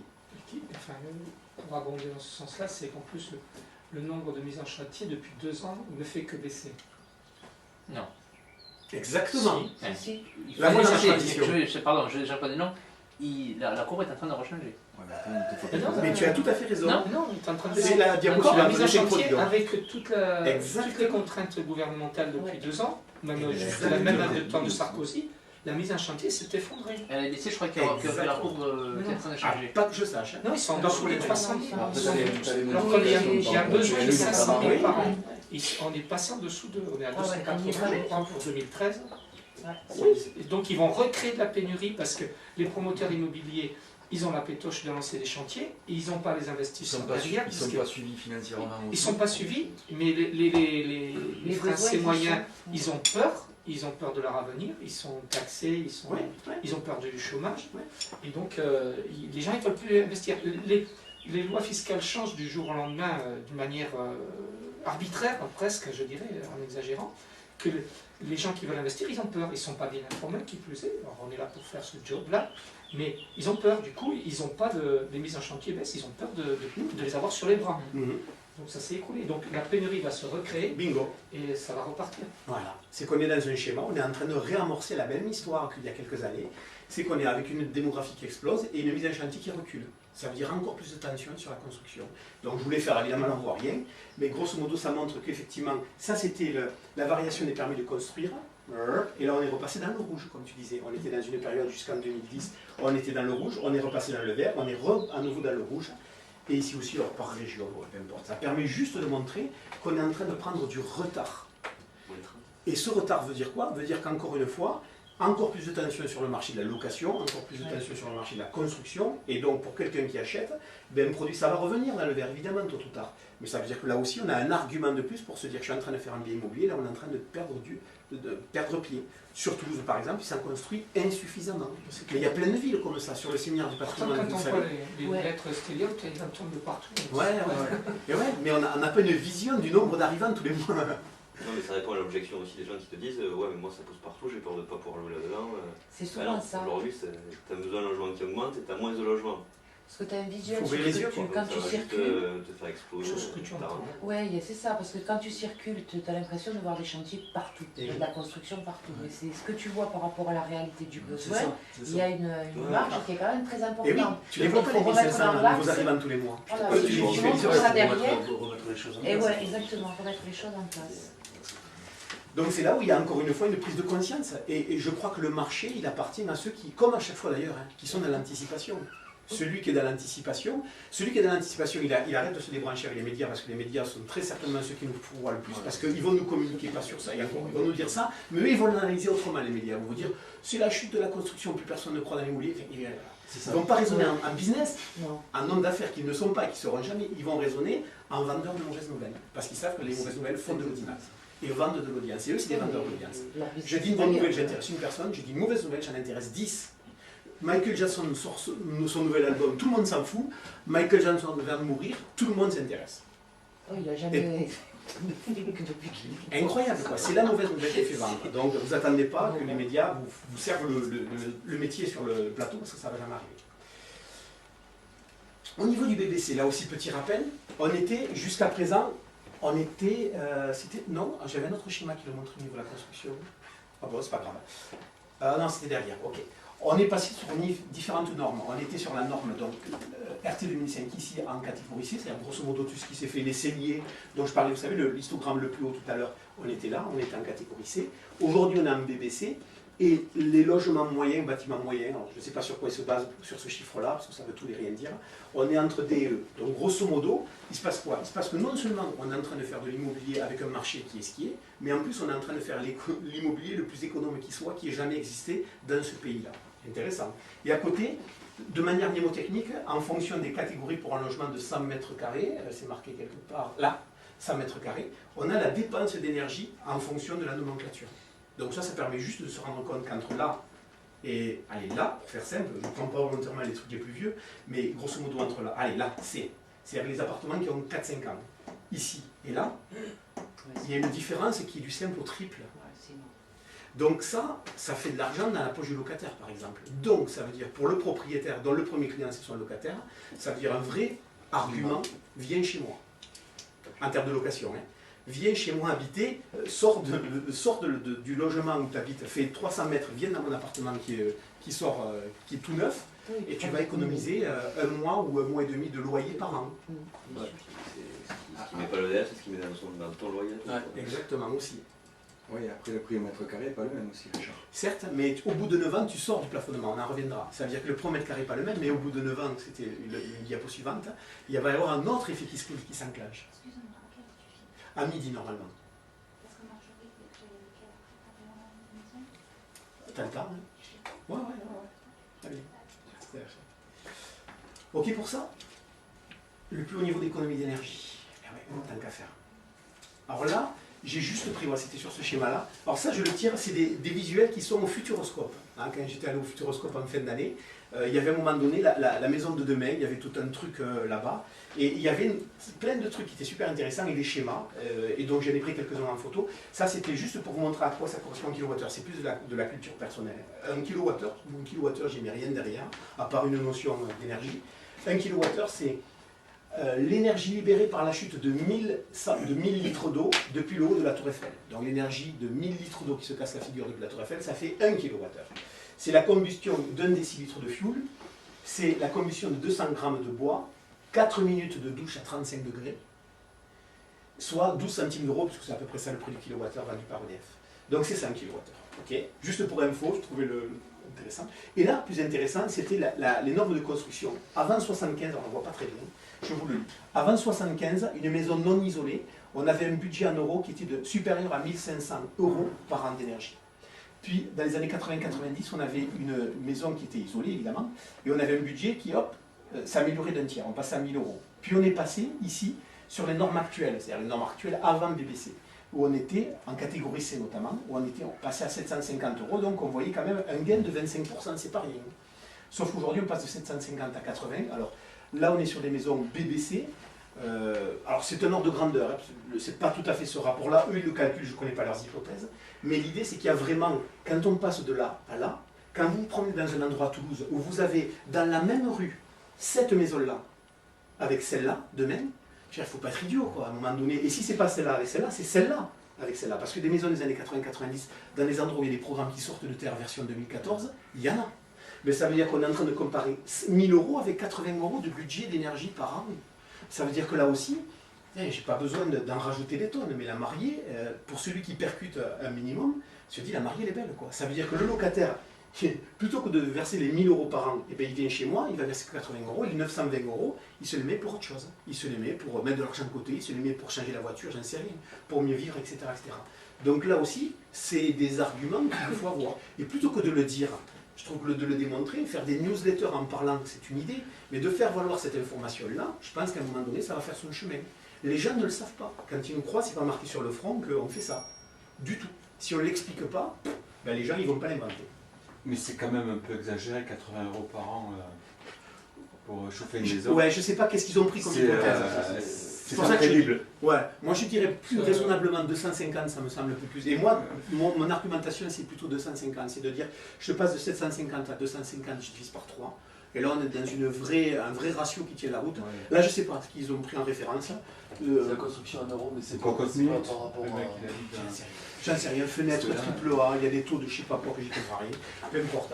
Le fait est, c'est que là, c'est pour vous montrer ce graphique-là qui est donc au Futuroscope, dans la maison de demain ou je ne sais pas trop quoi. Et on est en BBC, on n'est pas sur des normes maison passive, à énergie BBC, c'est encore plus exigeant que l'RT 2012. Oui. Ah oui. Oui. Ouais. Ouais. Tu vois, je vous prends un autre exemple, j'ai fait la livraison. 32% de plus sur la conversion de maison. Le coût de la BBC comparé, le coût de revient d'une maison, le BBC comparé à une RT 2012. Ça les briques collées déjà. Sur la c'est bien mon frère qui est maître d'œuvre. Le coût de la construction est plus cher que 30%, c'est ça que tu dis. Mais l'économie, après, on sait l'estimer. C'est quoi, Richard, que tu dis, toi, 50 € par mètre carré? Ouais. Non, je dis pour un 50 mètres carrés, grosso modo, pour un 50 mètres carrés, on passe de 750 à 250 de dépenses d'énergie. Alors c'est 100 € de moins, on divise par 3. Et tu vois, ça me semble bien. Je suis en dessous de ces chiffres-là, mais ça me permet d'être dans quelque chose qui est. Et ça, c'est pas moi qui te le dis, c'est les promoteurs qui me le disent. Donc c'est eux, c'est leur calcul à eux. Bon, il y a des raisons de les croire parce qu'ils n'ont pas de raison à changer les chiffres plus que ça. Si tu peux plus le faire, tu n'es pas un BBC, tu peux pas le faire. T'as pas le permis. Non, ouais, c'est vraiment une norme qui est en train de changer un peu la donne. Ouais, le BBC, en fait, ils étanchent tout au niveau de l'air. Ouais. C'est-à-dire les gaines sont bouchées, tu as des membranes derrière le placo, ils te mettent une porte fermée à l'intérieur parce qu'on faisait à l'époque des aérations sur les fenêtres, maintenant on ne les fait plus. Ouais. Donc il faut que toute la ventilation soit complètement maîtrisée avec un poêle à granules et une VMC double flux. Donc en cours de construction, ils viennent valider que les choses sont faites correctement parce que sinon il faut tout refaire. Donc ils vérifient que les étapes sont bien respectées. Ils mettent une porte étanche avec un gros ventilateur, ils mettent la maison sous pression et en fonction de ça, ils vérifient s'il y a une déperdition ou pas d'air. Il faut qu'il n'y ait pas un seul centimètre. Pour les individuels, enfin pour les constructions individuelles, ils font ça. Ils sont obligés, les particuliers. Pour les appartements aussi. Pour les appartements, non, les appartements ça va de soi parce qu'ils doivent leur placer. Ah oui, pour les maisons individuelles aussi. Ton interrupteur il te coûte 50 € maintenant. Les boîtes sont plus chères. Oui, mais plus cher. Même l'interrupteur est le boîtier électrique. Vous allez payer moins cher à l'électricité. Oui, bien sûr. La prise téléphone, moi chez moi, que j'ai dans la chambre, tu as peut-être dans ta maison, je sais pas. La prise téléphone que j'ai moi dans la chambre, qui donne sur le mur extérieur, je mets la main devant, je sens de l'air. J'ai fait une livraison la semaine dernière, tu vois, d'un appartement livré sur Villeneuve-de-Lausanne en BBC. Et pour moi, c'est nouveau parce que moi, j'ai connu l'avant BBC, où je faisais des livraisons d'appartements non BBC. Vous avez parlé de Corne-Barieux, c'était du non BBC forcément à l'époque. Maintenant, c'était la semaine dernière, on visite l'appartement, et mon premier réflexe, c'est de me dire, il est où le cumulus? Il n'y a pas de cumulus. Ah oui, c'est vrai. Des trucs basiques, se dire, l'appartement, ouais, c'est chauffé au solaire là-haut, et j'ai posé la question au promoteur qui nous accompagnait, qui était des FICO en l'occurrence, pour Aqua Tolosan, la résidence en question, et je lui dis, alors comment ça va marcher maintenant qu'on y est dans la livraison? Il y avait la propriétaire qui était là, que j'accompagnais pour la livraison. Je lui dis, maintenant ça va se passer comment au niveau des dépenses d'énergie, etc. Il me dit, ben voilà, l'eau, grosso modo 80% va venir du chauffe-eau solaire, donc ça veut dire qu'en termes de chauffage d'eau pour la douche, etc., zéro, parce que ça va être l'énergie du soleil, etc. Le cumulus, ben, il n'y a plus de cumulus, et mon réflexe c'était de dire, mais il n'y a pas de cumulus. Ben oui garçon, tu vois les réflexes, il n'y a plus de cumulus, donc il n'y a plus de cumulus à changer, il n'y a plus cette énergie quand tu y penses, un cumulus, tu chauffes de l'eau, enfin, en termes d'énergie c'est débile quoi, tu chauffes énormément d'eau dont tu vas te servir demi-heure dans la journée, et tu le chauffes des heures et des heures et des heures, certes la nuit, la plupart du temps, mais bon, on marche sur la tête, quoi. Et il y a plein de réflexes comme ça, je me disais, j'étais dans un appartement, ça ressemble à ça, un appartement BBC, et visiter un appartement BBC, c'est rigolo. Mais voir, il y a plein d'endroits qu'on a aménagés pour du cumulus, pour du chauffage, etc., il n'y a plus rien. Il y a certes du VMC, double flux, etc., j'ai appris tous ces trucs-là, mais c'est vraiment un appartement qui change. Il y a vraiment une isolation, quand tu fermes, c'est du triple vritage, truc comme ça, tu fermes, tu as l'impression d'être dans un sas, quoi. T'entends plus rien. Tu ouvres. Oh ouais, c'est surprenant, quoi, tu vois. C'est même moi qui pourtant en ai fait quelques-uns, mais c'est mes premières livraisons BBC maintenant. Par rapport aux repères que j'avais d'avant, moi j'ai un manque de repères. Ah oui, dingue. Et je disais au promoteur, je disais au constructeur, je lui disais qu'est-ce qui va vieillir dans cette résidence, comment? Il m'a montré la grosse chaudière. Alors là, j'y connais plus rien, c'est la limite de ma connaissance. Mais il dit comment ça vieillit? Il me dit mais ça c'est fait pour marcher 30 ans, quoi. C'est un cumulus à se changer, mais là, le système général qui alimente le programme, il va vieillir, mais les gens ils auront revendu avant de changer ce système-là. Les panneaux solaires, la longévité reste à vérifier, et l'onduleur il a changé. Mais ça va être marginal un panneau solaire, tu vois, par rapport à potentiellement un chauffe-eau, à des chauffe-eaux sur 50 résidences. 40 à le payer, quoi. Et c'est ça, oui, c'était un GoPro, quoi. Toi, tu prends ton cumulus, tu ramasses 600 € tout seul. Ouais. Là, tu vois ça. Il y a vraiment un truc qui est en train de changer. Tu vois, et on en est qu'au début, et même pour moi, je commence à mesurer vraiment qu'on a changé d'époque. On est vraiment sur une construction qui n'a plus rien à voir avec ce qu'on faisait avant. Ok. Alors, la autre particularité, c'est qu'on a une des lois les plus courtes de tous les temps. On avait des lois qui étaient montées, le pompon c'était Périssol, on était sur 22 ans de défiscalisation, ça c'était la plus longue. Et là maintenant, on a quasiment la plus courte. Alors, les plus courtes, c'était plutôt Claes Menuris, on était rigoureux, c'était 4 ans à l'époque, mais c'était il y a 30 ans, donc pas grand monde. Elle est partie, chérie. Elle est partie avec Marjo visiter un bien. Là, la particularité, c'est qu'on a une loi qui s'arrête au bout de 9 ans. C'est-à-dire la défiscalisation ne dure que 9 ans. Et là où ça pourrait être un inconvénient, se dire oh, moi j'aurais bien aimé avoir un effet fiscal et réduction d'impôt plus longtemps, ben c'est comme ça. L'idée, c'est qu'il y a quand même une autre bonne nouvelle, et là aussi il faut le décoder. Pourquoi? Parce que pendant 9 ans, on a une contrainte de prix de loyer. On ne peut pas louer au prix que l'on veut, même si le marché fait pour que 80% des plafonds soient, 100% des plafonds soient dans le prix du marché. Mais l'idée, c'est qu'à l'issue des 9 ans, on a plusieurs alternatives. La première alternative, c'est de revendre un bien immobilier, puisque au-delà de 9 ans, on est sorti du dispositif fiscal, donc on n'a plus l'obligation de garder le bien. On peut le vendre, première idée. Deuxième idée, qu'est-ce qu'on peut faire? Je joue ma contribution, parce que je sais que vous le savez. Donc c'est juste de le refaire sortir à surface. Qu'est-ce qu'on peut faire au bout de 9 ans? Prolonger. Tu passes à meubler? Prolonger à meubler. Pourquoi prolonger à meubler? À quoi ça sert? Pierre. Je n'ai pas trop la réponse. Je sais que c'est bien, mais je n'ai pas trop la réponse. Alors, est-ce que quelqu'un a la réponse? Je sais que c'est entrepris dans le revenu foncier, mais dans le revenu de société. Bénéfice industriel micro-BIC. Alors, deux possibilités, tu peux passer soit en micro-BIC, soit en BIC. Ouais, c'est ça. Micro-BIC, il y a un abattement global sur les recettes de 52%. Ouais. Et l'avantage, c'est que si tu fais du PIC, donc si tes recettes excèdent 15 300 €, ou si tu ne souhaites pas opter pour le micro-BIC, tu peux en plus amortir le bien. Oui. Passer un amortissement sur le bien. Et tu aurais un troisième argument? Là, vous en a donné deux. Même après 15 ans, tu peux démarrer un amortissement. Ouais, par contre, après, c'est une règle de calcul. Ouais. Parce qu'il faut adapter la durée d'amortissement. Exactement. Le micro-BIC, exactement de 50%. 50% sur les recettes. Et quand tu dis... tu paies la CSG dessus. Le BIC, quand tu passes en BIC, c'est-à-dire régime tu peux amortir le bien. Pas un micro-BIC. Tu peux amortir le bien, voilà. Un BIC, tu amortis le bien. Et le troisième, auquel vous ne pensez pas forcément, la rentabilité locative. On loue bien mieux un meublé au mètre carré qu'un nu, par définition.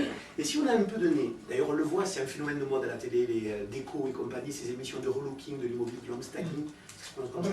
Staging, je savais le prononcer mal. Donc tout cet effet de mode, société qui est de relooker de l'immobilier, de donner un cachet, le louer mieux ou le vendre mieux à l'occurrence, pour maison à vendre, un truc comme ça, c'est se dire que quand je passe à meubler, je donne de la valeur ajoutée. Parce que si j'ai un peu de goût, et je sais l'aménager, je vais lui donner un cachet unique à cet appartement. Et donc, non seulement il va se démarquer des autres, mais en plus, en termes de locatif, il va avoir une attractivité supplémentaire.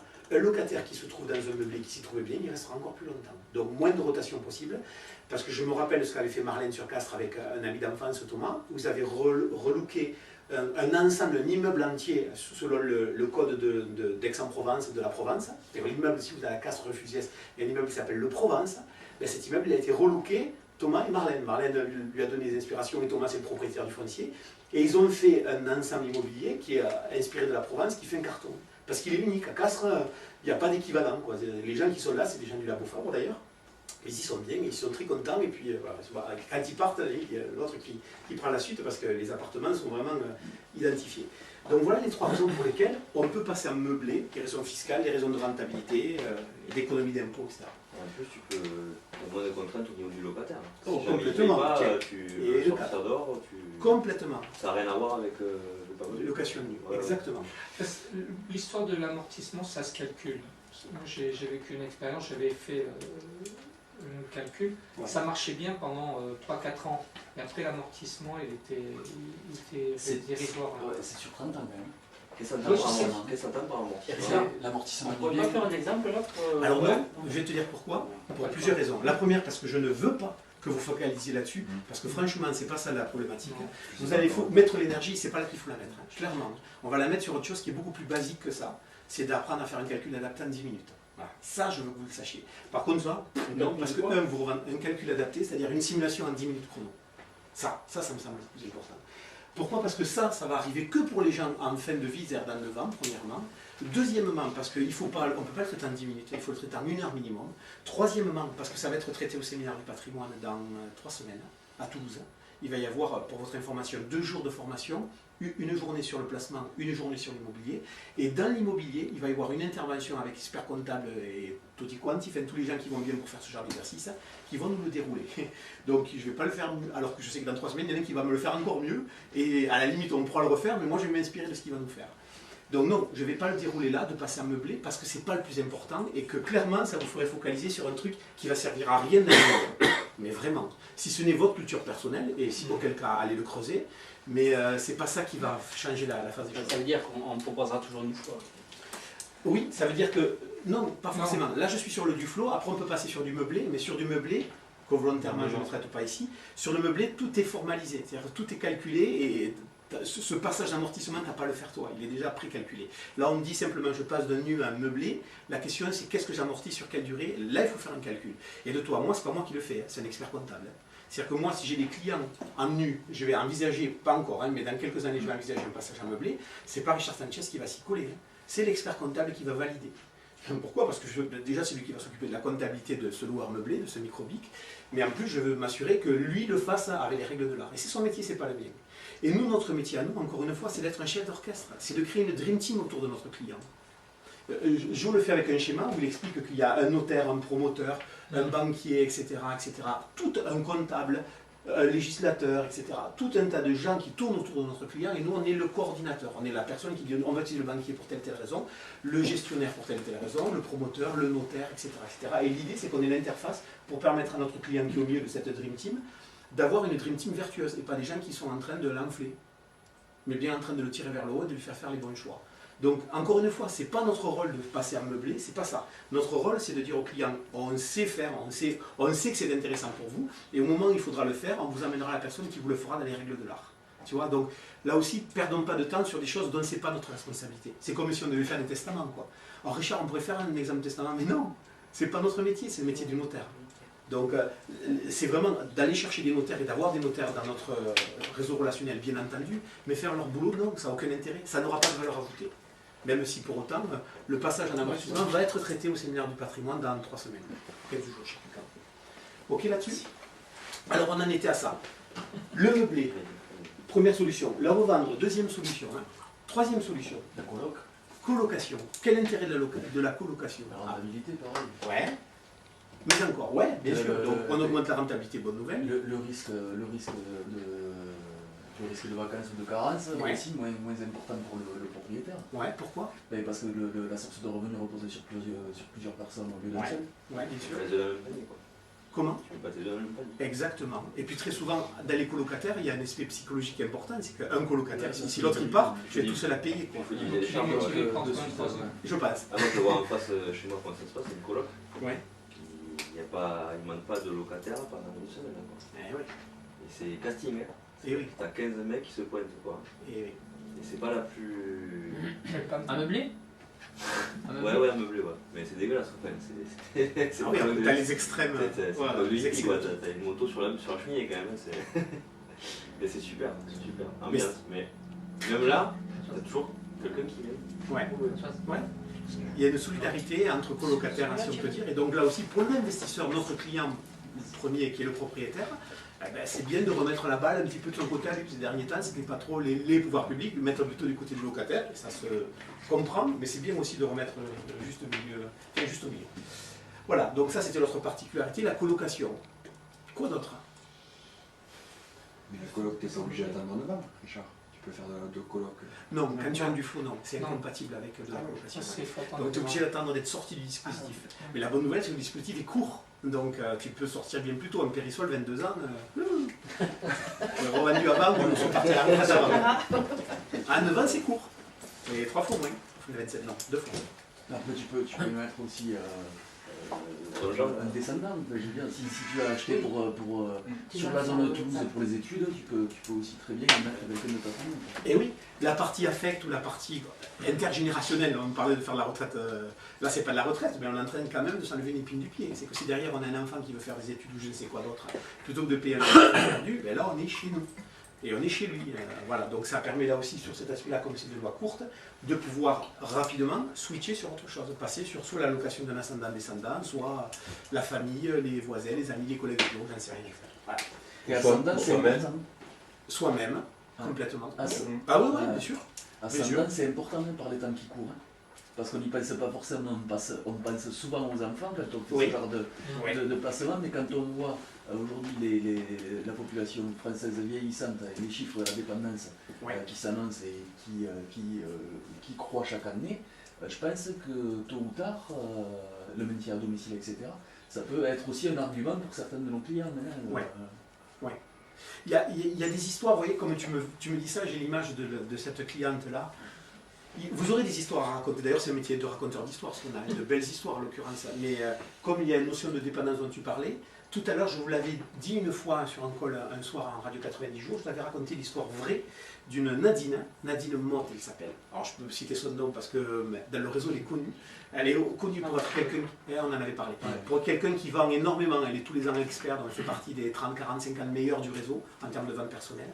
Et elle vend beaucoup parce qu'elle a notamment une histoire qui est la sienne, qui est assez particulière, qui est une histoire qu'à un moment donné, un investissement immobilier a sauvé sa vie financièrement. C'est vraiment comme ça qu'elle vous le dit. Et si vous la rencontriez, vous lui diriez, écoute, j'ai entendu parler de toi pour ça, ben, tu dirais, ben oui, c'est effectivement le cas. Ça peut paraître un truc Paris Match un peu sur des photos, mais c'est vraiment ça le truc. C'est que c'est pas qu'un slogan, c'est qu'à un moment donné, elle a fait un méga accident de ski. Elle a eu des complications que je ne vous détaillerai pas, mais qui a priori l'ont mis sur un fauteuil roulant et en rééducation super longtemps. Bref.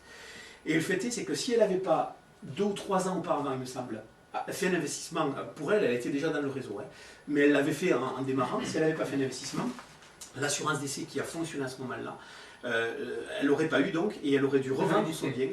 Oui, en tout cas l'assurance s'est enclenchée, et elle, du coup ça lui a évité de vendre sa maison, parce qu'elle avait une séparation avec son mari, etc. Et il y avait un effet d'effet domino qui s'enclenchait derrière, c'est que les études des enfants et tout partait en live. Et vraiment, quand Nadine Motte, elle vous en parle, et elle est comme nous, elle est en formation. Et moi, je l'ai entendue, la seule fois où je l'ai entendue, c'était à Mâcon, où c'était Magalini, pour ceux qui la connaissent, qui animait une intervention là-dessus. Et à un moment donné, il y a un tour de table, on parlait de l'ADI, et puis elle lève la main. Alors moi, j'avais entendu l'histoire, mais pas de sa bouche. Et derrière, quand elle vous raconte l'histoire avec l'émotion qui monte à la surface, parce que c'est beau s'être passé il y a quelques années, on sent que c'est encore présent, cette femme-là, elle raconte cette histoire, elle vend de l'immobilier, entre autres, avec cette histoire-là. Et ça fait mouche, parce que quand elle en parle avec la conviction qu'elle a sienne sur, elle n'en parle pas 2 minutes, elle en parle 20 minutes, avec les détails. Mais je peux vous dire qu'à la fin des 20 minutes, vous dites, ouh, juste cet aspect-là, la notion de prévoyance, et là comme toi tu parlais de dépendance, juste cet aspect-là, ben, mis dans un contexte particulier pour certains gens, c'est juste, ça change tout quoi. Alors, vous voulez un why, un pourquoi vous faites les choses, ben là vous en avez un quoi. C'est réellement, une défiscalisation, ça a sauvé sa vie elle. Hein. Et elle le dit comme ça, d'entrée de jeu, son témoignage que j'ai enregistré, elle nous disait, un investissement locatif a sauvé ma vie financière. Donc du coup, l'appartement a été remboursé immédiatement, Ouais, complètement. même si elle est redevenue valide après. Complètement. Alors je ne connais pas les détails, si ce n'est que je te dis ça, mais oui, effectivement, elle a eu un loyer qui est rentré, c'est comme ça qu'elle explique dans son témoignage, elle dit qu'elle a vu un loyer qui est rentré, donc du coup ça lui a permis d'enlever un crédit, d'avoir une rentrée d'argent qui était le loyer net d'entrée, et ça lui a permis de garder ses acquis et de se garder tout court, quoi, de payer les études des enfants, je sais qu'elle en parlait aussi dans le témoignage. Ça lui a permis financièrement de ne pas être aspiré, quoi, et d'être... par connaissance, par connaissance des produits ou du mécanisme, quand tu es devenu invalide, tu ne redeviens pas valide. Hein. S'ils ont payé, c'est qu'elle a été déterminée invalide. Elle a pu perdre l'usage d'une jambe, du bassin, d'une bêtise, mais comme ça, mais elle était à plus de 66%, ils ont payé. Sinon, ils ne paient pas. Tu ne deviens pas invalide, et puis après, si tu vas à Lourdes, une fois tous les 100 ans peut-être, mais il n'y a qu'à Lourdes, hein, quand tu es invalide, tu peux redevenir valide, sinon ça ne revient pas. Donc elle a une invalidité qui a été confirmée, mais visiblement ça doit être moins limitant si elle fait des formations. Ah oui, elle est sur ses deux Ouais, jambes. tu peux avoir une jambe qui ne fonctionne pas ou une partie du corps qui ne fonctionne pas. C'est 5% déjà. Donc après, tu as une limite. Avant qu'un assureur, pas un assureur, pardon. Voilà, après, Un il va banquier rembourser toute la maison. te dise rembourse toute la maison parce que tu as perdu le petit doigt. Non, mais Il va falloir le trouver là quand même. dire que juste un doigt c'est 5%, donc la jambe. Non mais ça dépend, mais après tu peux avoir des problèmes de dos, des problèmes de reins, des problèmes de façon, bassin, que tu c'est vois des pas taux qui sont mis physiquement, en mais... fonction de barèmes voilà. médicaux Ouais, effectivement, et d'accord. qui sont contrôlés par-dessus marché. Donc je suis Ah oui, chez les oui, là, sous- c'est les bien experts. sûr, t'as C'est, l'expert c'est effectivement, moi, ouais. les anonymes, ça se porte. C'est pas parce que on le disait encore la semaine dernière pendant dans une autre formation, c'est pas parce que tu vois pas physiquement que quelqu'un est invalide, il peut quand même l'être à 100%. Oui. Donc ça c'est le genre de choses où tu sais pas. Après, il y a un autre argument, vous n'en avez pas parlé, mais on aurait pu se dire, ouais, mais acheter dans le neuf, alors bébé c'est qui plus est, parce que c'est un surcoût, etc., mais c'est super plus cher que l'ancien. Et c'est une vraie question. Les gens ils vont dire, ouais d'accord, ben, c'est super intéressant ce que tu as jusqu'à présent, cher Sanchez, là, ouais super. Effectivement, tu m'as donné des raisons, oh d'accord. Ouais, mais quand même, mais entre acheter ton appartement neuf, celui que tu me proposes, et acheter, je vais sur les petites annonces, si j'ai acheté un appartement ancien, il y a quand même un monde d'écart. N'est-ce pas? Ouais. Et bien on va y aller. C'est la prochaine étape. Il y a vraiment un monde d'écart. J'ai pris un exemple donc avec 200 000 euros et 40 000 euros de moins. 40 000 euros, ça fait 20% de moins, on est d'accord. Hein. Donc j'ai pris entre le neuf BBC et l'ancien 40% d'écart. Non, 20%, pardon, 40 000 euros d'écart. Un prix de départ à 200 000 ici pour le même appartement à 160 000 dans l'ancien. Et je vais donc comparer les frais de notaire. D'un côté dans le neuf, des frais réduits, 4 800 euros, c'est écrit petit, hein, vous ne le voyez pas du tout, je pense. Dans l'ancien, 11 000 euros, puisque sur l'ancien, il n'y a pas des frais de notaire réduits. Donc ici 4 000, ici 11 000. Ensuite, des travaux à prévoir, ben non, c'est du BBC, donc il n'y a pas de travaux à prévoir, par définition, c'est livrage d'État. Là, il y a des travaux à prévoir. Gentil, 9 500 euros. Pour ceux qui ont un peu l'habitude de l'immobilier, 9 500 euros, c'est gentil. Voilà, mais c'est pas grave. Je préfère, comme dit Richard dans ta démonstration qui va un peu fort, je préfère sous-promettre et surfournir que le contraire. Donc, mise aux normes électriques, je vous ai mis le détail, etc. Bon, bref, 9 500 euros.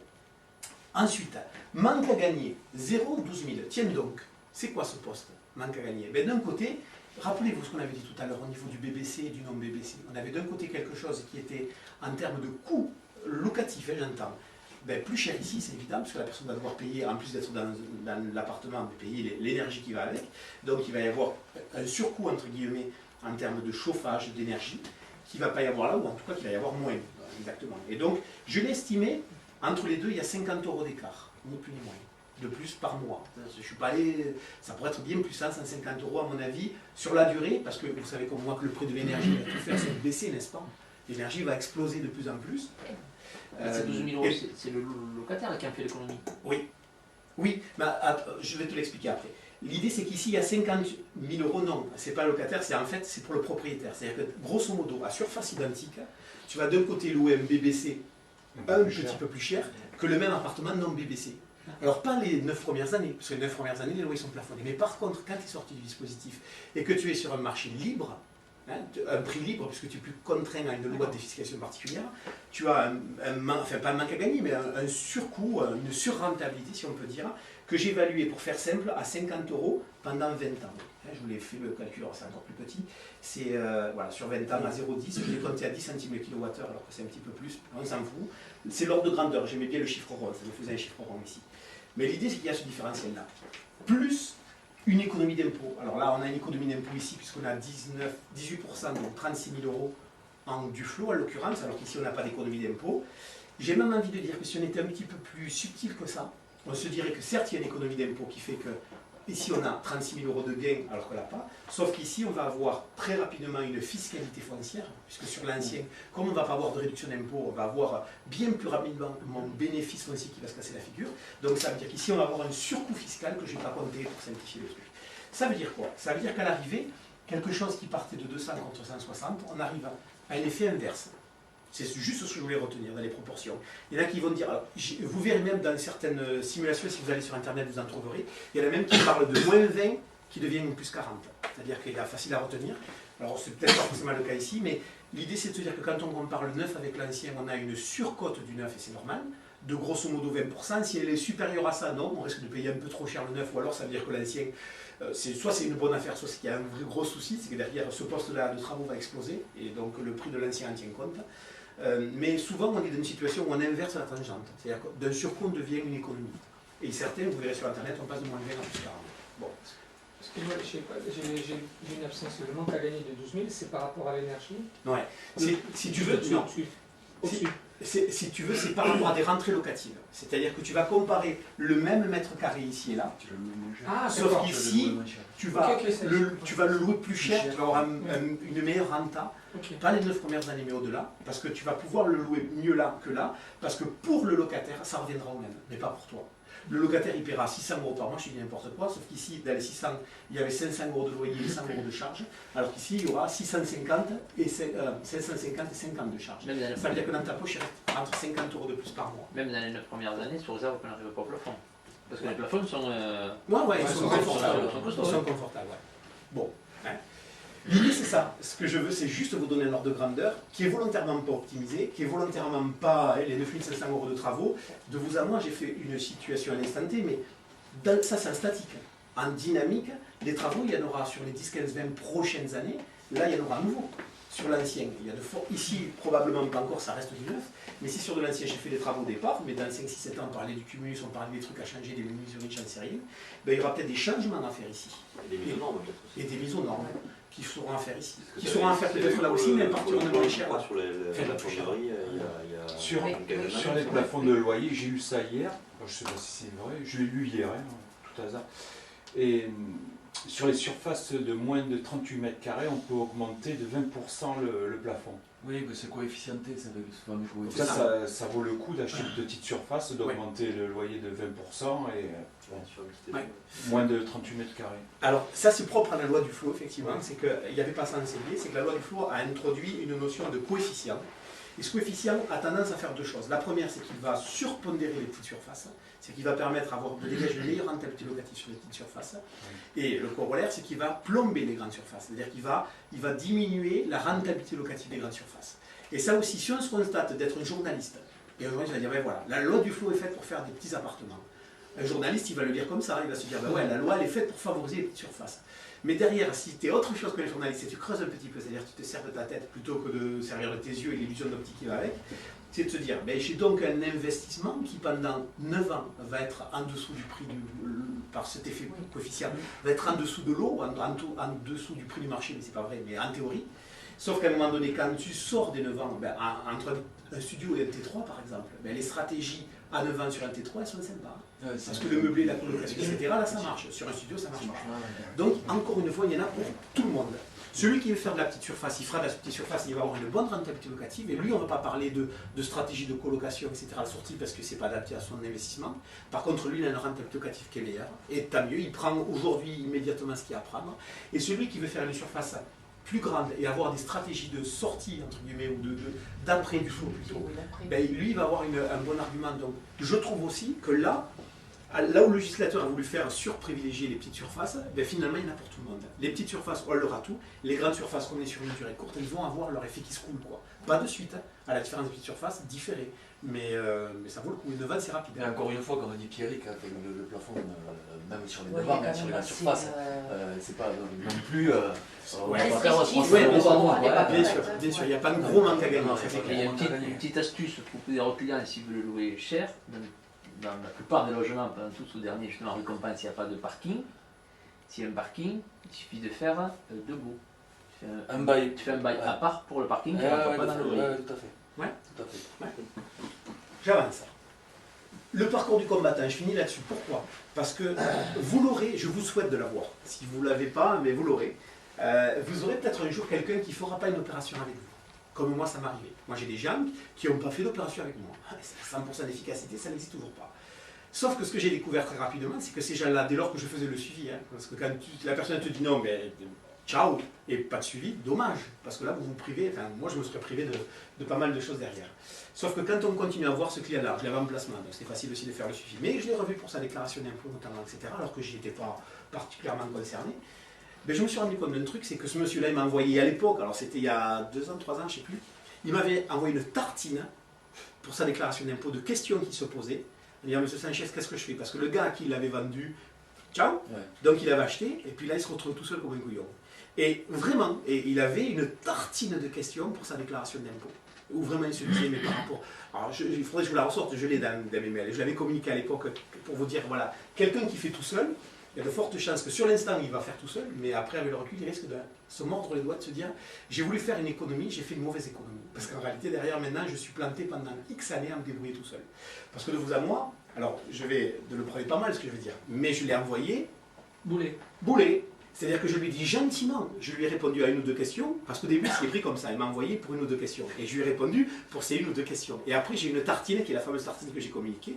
Et là, je lui ai dit, je suis désolé, mais là, il faut que vous voyez avec la personne. D'une part, parce que moi, je n'assumerai pas la responsabilité de quelque chose que je ne vous ai pas vendu. Et d'autre part, parce que c'est à lui d'assumer sa responsabilité. Oui, je comprends, monsieur Sanchez. Et on est très bien ensemble, et on continue à fonctionner ensemble. J'ai juste remis les choses à leur place, et puis on a fait 2 opérations depuis derrière. Mais voilà, c'était juste de montrer que ça reste un parcours du combattant. Quelqu'un qui veut se faire tout ça tout seul, alors ce schéma-là, et là vous n'y voyez rien évidemment, mais ça montre tout simplement les démarches personnelles, au fur et à mesure de la chronologie d'investissement, les démarches avec le notaire et l'agence immobilière, et les démarches avec la banque. Et ça montre, et ça, alors là on ne le voit pas, mais ça montre tout ce qu'il faut faire. Quand je veux me faire un investissement immobilier locatif seul, tout seul, tout, sans monter les parpaings, c'est pas ça l'idée. C'est vraiment toutes les démarches. Après je fais travailler les gens dans ces métiers. Le banquier, l'assureur et le constructeur. Mais c'est juste tout ça, quoi. Nous, qu'est-ce qu'on fait? On simplifie énormément tout ça, puisqu'on est l'interface avec le banquier, l'assureur, le notaire et le promoteur. Donc ça veut dire qu'on est clairement quelqu'un qui va simplifier ça. Ça s'appelle de la création de valeur ajoutée. Encore une fois, celui qui se le fait tout seul, ben, quand je montre ce schéma, je lui donne, je lui dis débrouillez-vous. Maintenant, je le sais, mais je l'ai payé un peu cher. J'ai fait les erreurs pour m'en rendre compte. C'est que maintenant que je le sais, que quelqu'un me dit je vais le faire tout seul, je sais le désamorcer. Je lui dis, je lui renvoie le mail, je lui montre ça, je lui dis maintenant débrouillez-vous, mais vous allez compter sur qui? Et là, il faut vraiment qu'il prenne le temps de se dire où elle est la vraie bonne économie. Est-ce que c'est de faire l'impasse avec un conseiller et de se le faire tout seul et d'être planté pendant 10 ou 15 ans et de le revendre parce qu'on en a marre? Dommage.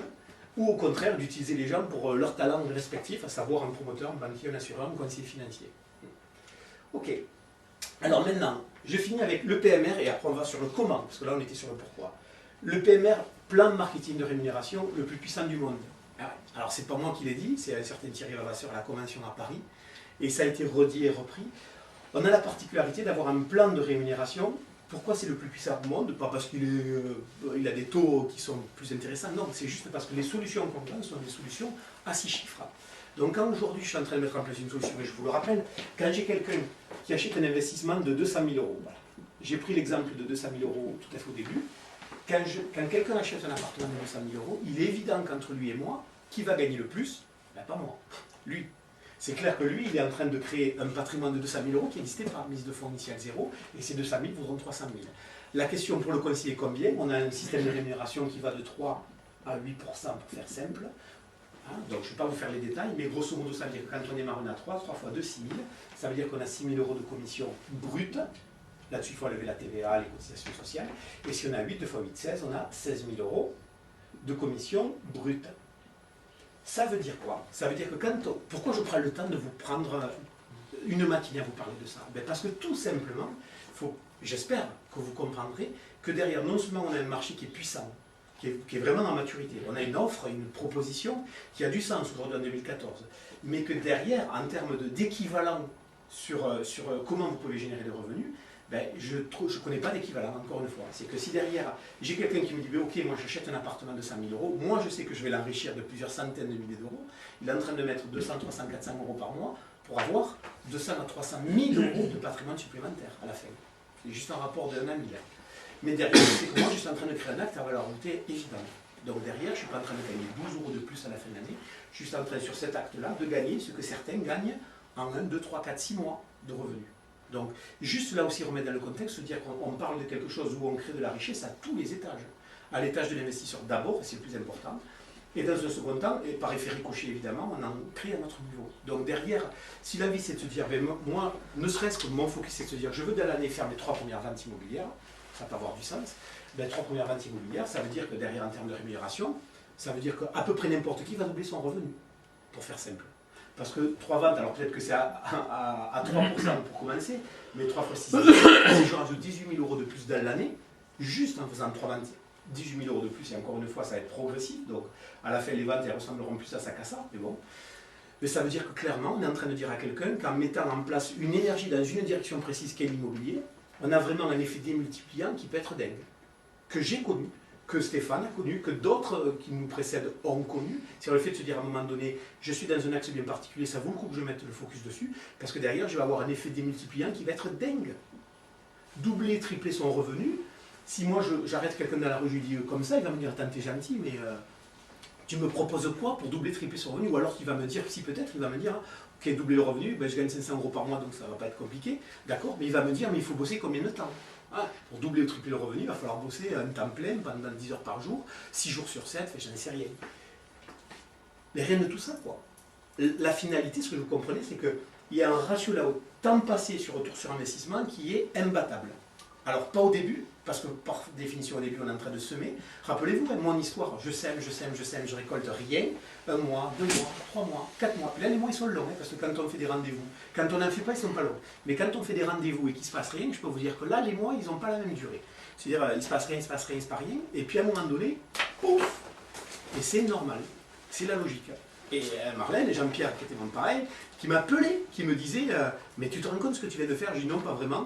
Il me dit mais c'est énorme, tu viens de faire 5 ventes dans la semaine. Je dis ben ouais, ça fait bizarre d'ailleurs. Il m'avait même dit tu sais combien tu as gagné? Je dis non, parce que je ne comprenais rien à l'autre, à son père. Il me dit non, pas vraiment. Et il me l'avait calculé, c'est lui le premier à me l'avoir calculé. Et c'est d'ailleurs même Marlène qui m'avait rappelé en sortant de la banque pour me dire hey Richard, tu te rends compte, je viens de déposer un dossier à la banque et j'ai gagné 1 200 euros. Ah bon? Ouais, pour aller déposer un dossier à la banque, tu as gagné 1 200 euros. C'est-à-dire ce que les gens font moi, en travaillant un mois. Toi, tu as mené un dossier à la banque, tu as gagné ça. Ça, c'est Marlène. Je me rappelle, c'est le premier coup de fil de Marlène suite à sa vente immobilière, elle, d'ailleurs. Enfin bref. Donc tout ça pour dire qu'il y a un ratio temps passé sur retour sur investissement qui est dingue. Mais encore une fois, entendez-le, c'est pas dingue dès le début. Parce que si c'était dingue dès le début, tout le monde le ferait. Évidemment, tout le monde sera en train de faire ça.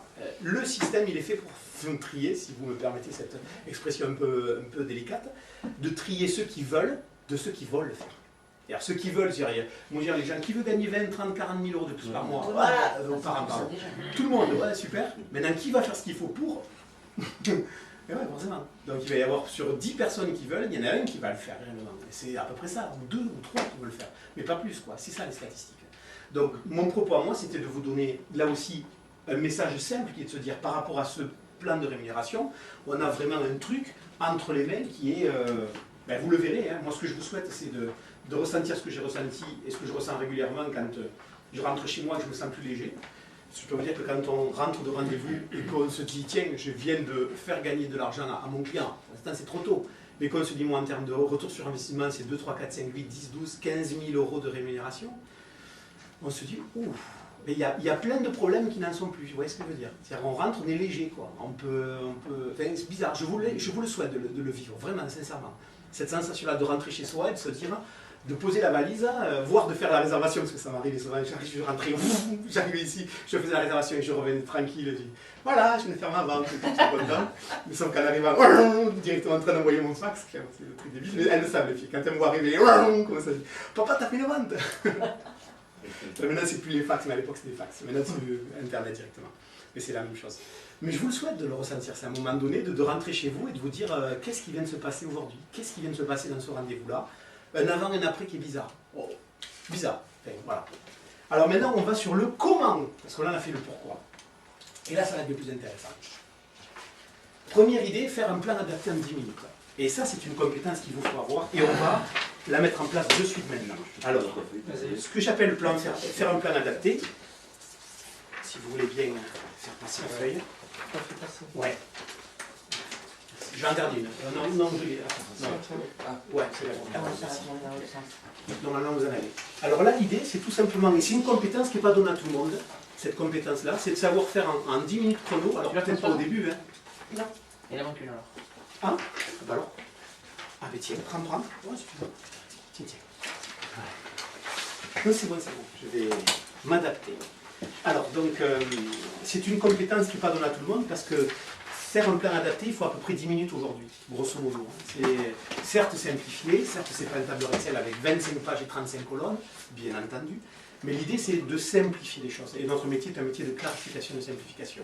Là, ce que je vais faire tout simplement, c'est de vous apprendre cette compétence-là, et à partir de maintenant, vous saurez faire un plan adapté, ce qu'on appelle un plan adapté, c'est-à-dire faire une simulation à quelqu'un en 10 minutes chrono, parce qu'aujourd'hui, c'est ce stade-là qu'il me faut, je rencontre quelqu'un, 10 minutes après, je peux lui dire, ben voilà tes résultats, parce que c'est pas très compliqué dans l'absolu, sauf que, ben, ça s'invente pas, ça s'apprend, moi je ne l'ai pas inventé non plus. Et là, ce qu'on va faire, c'est qu'on va tout simplement identifier un lot. Alors, pour ce faire, je vais vous montrer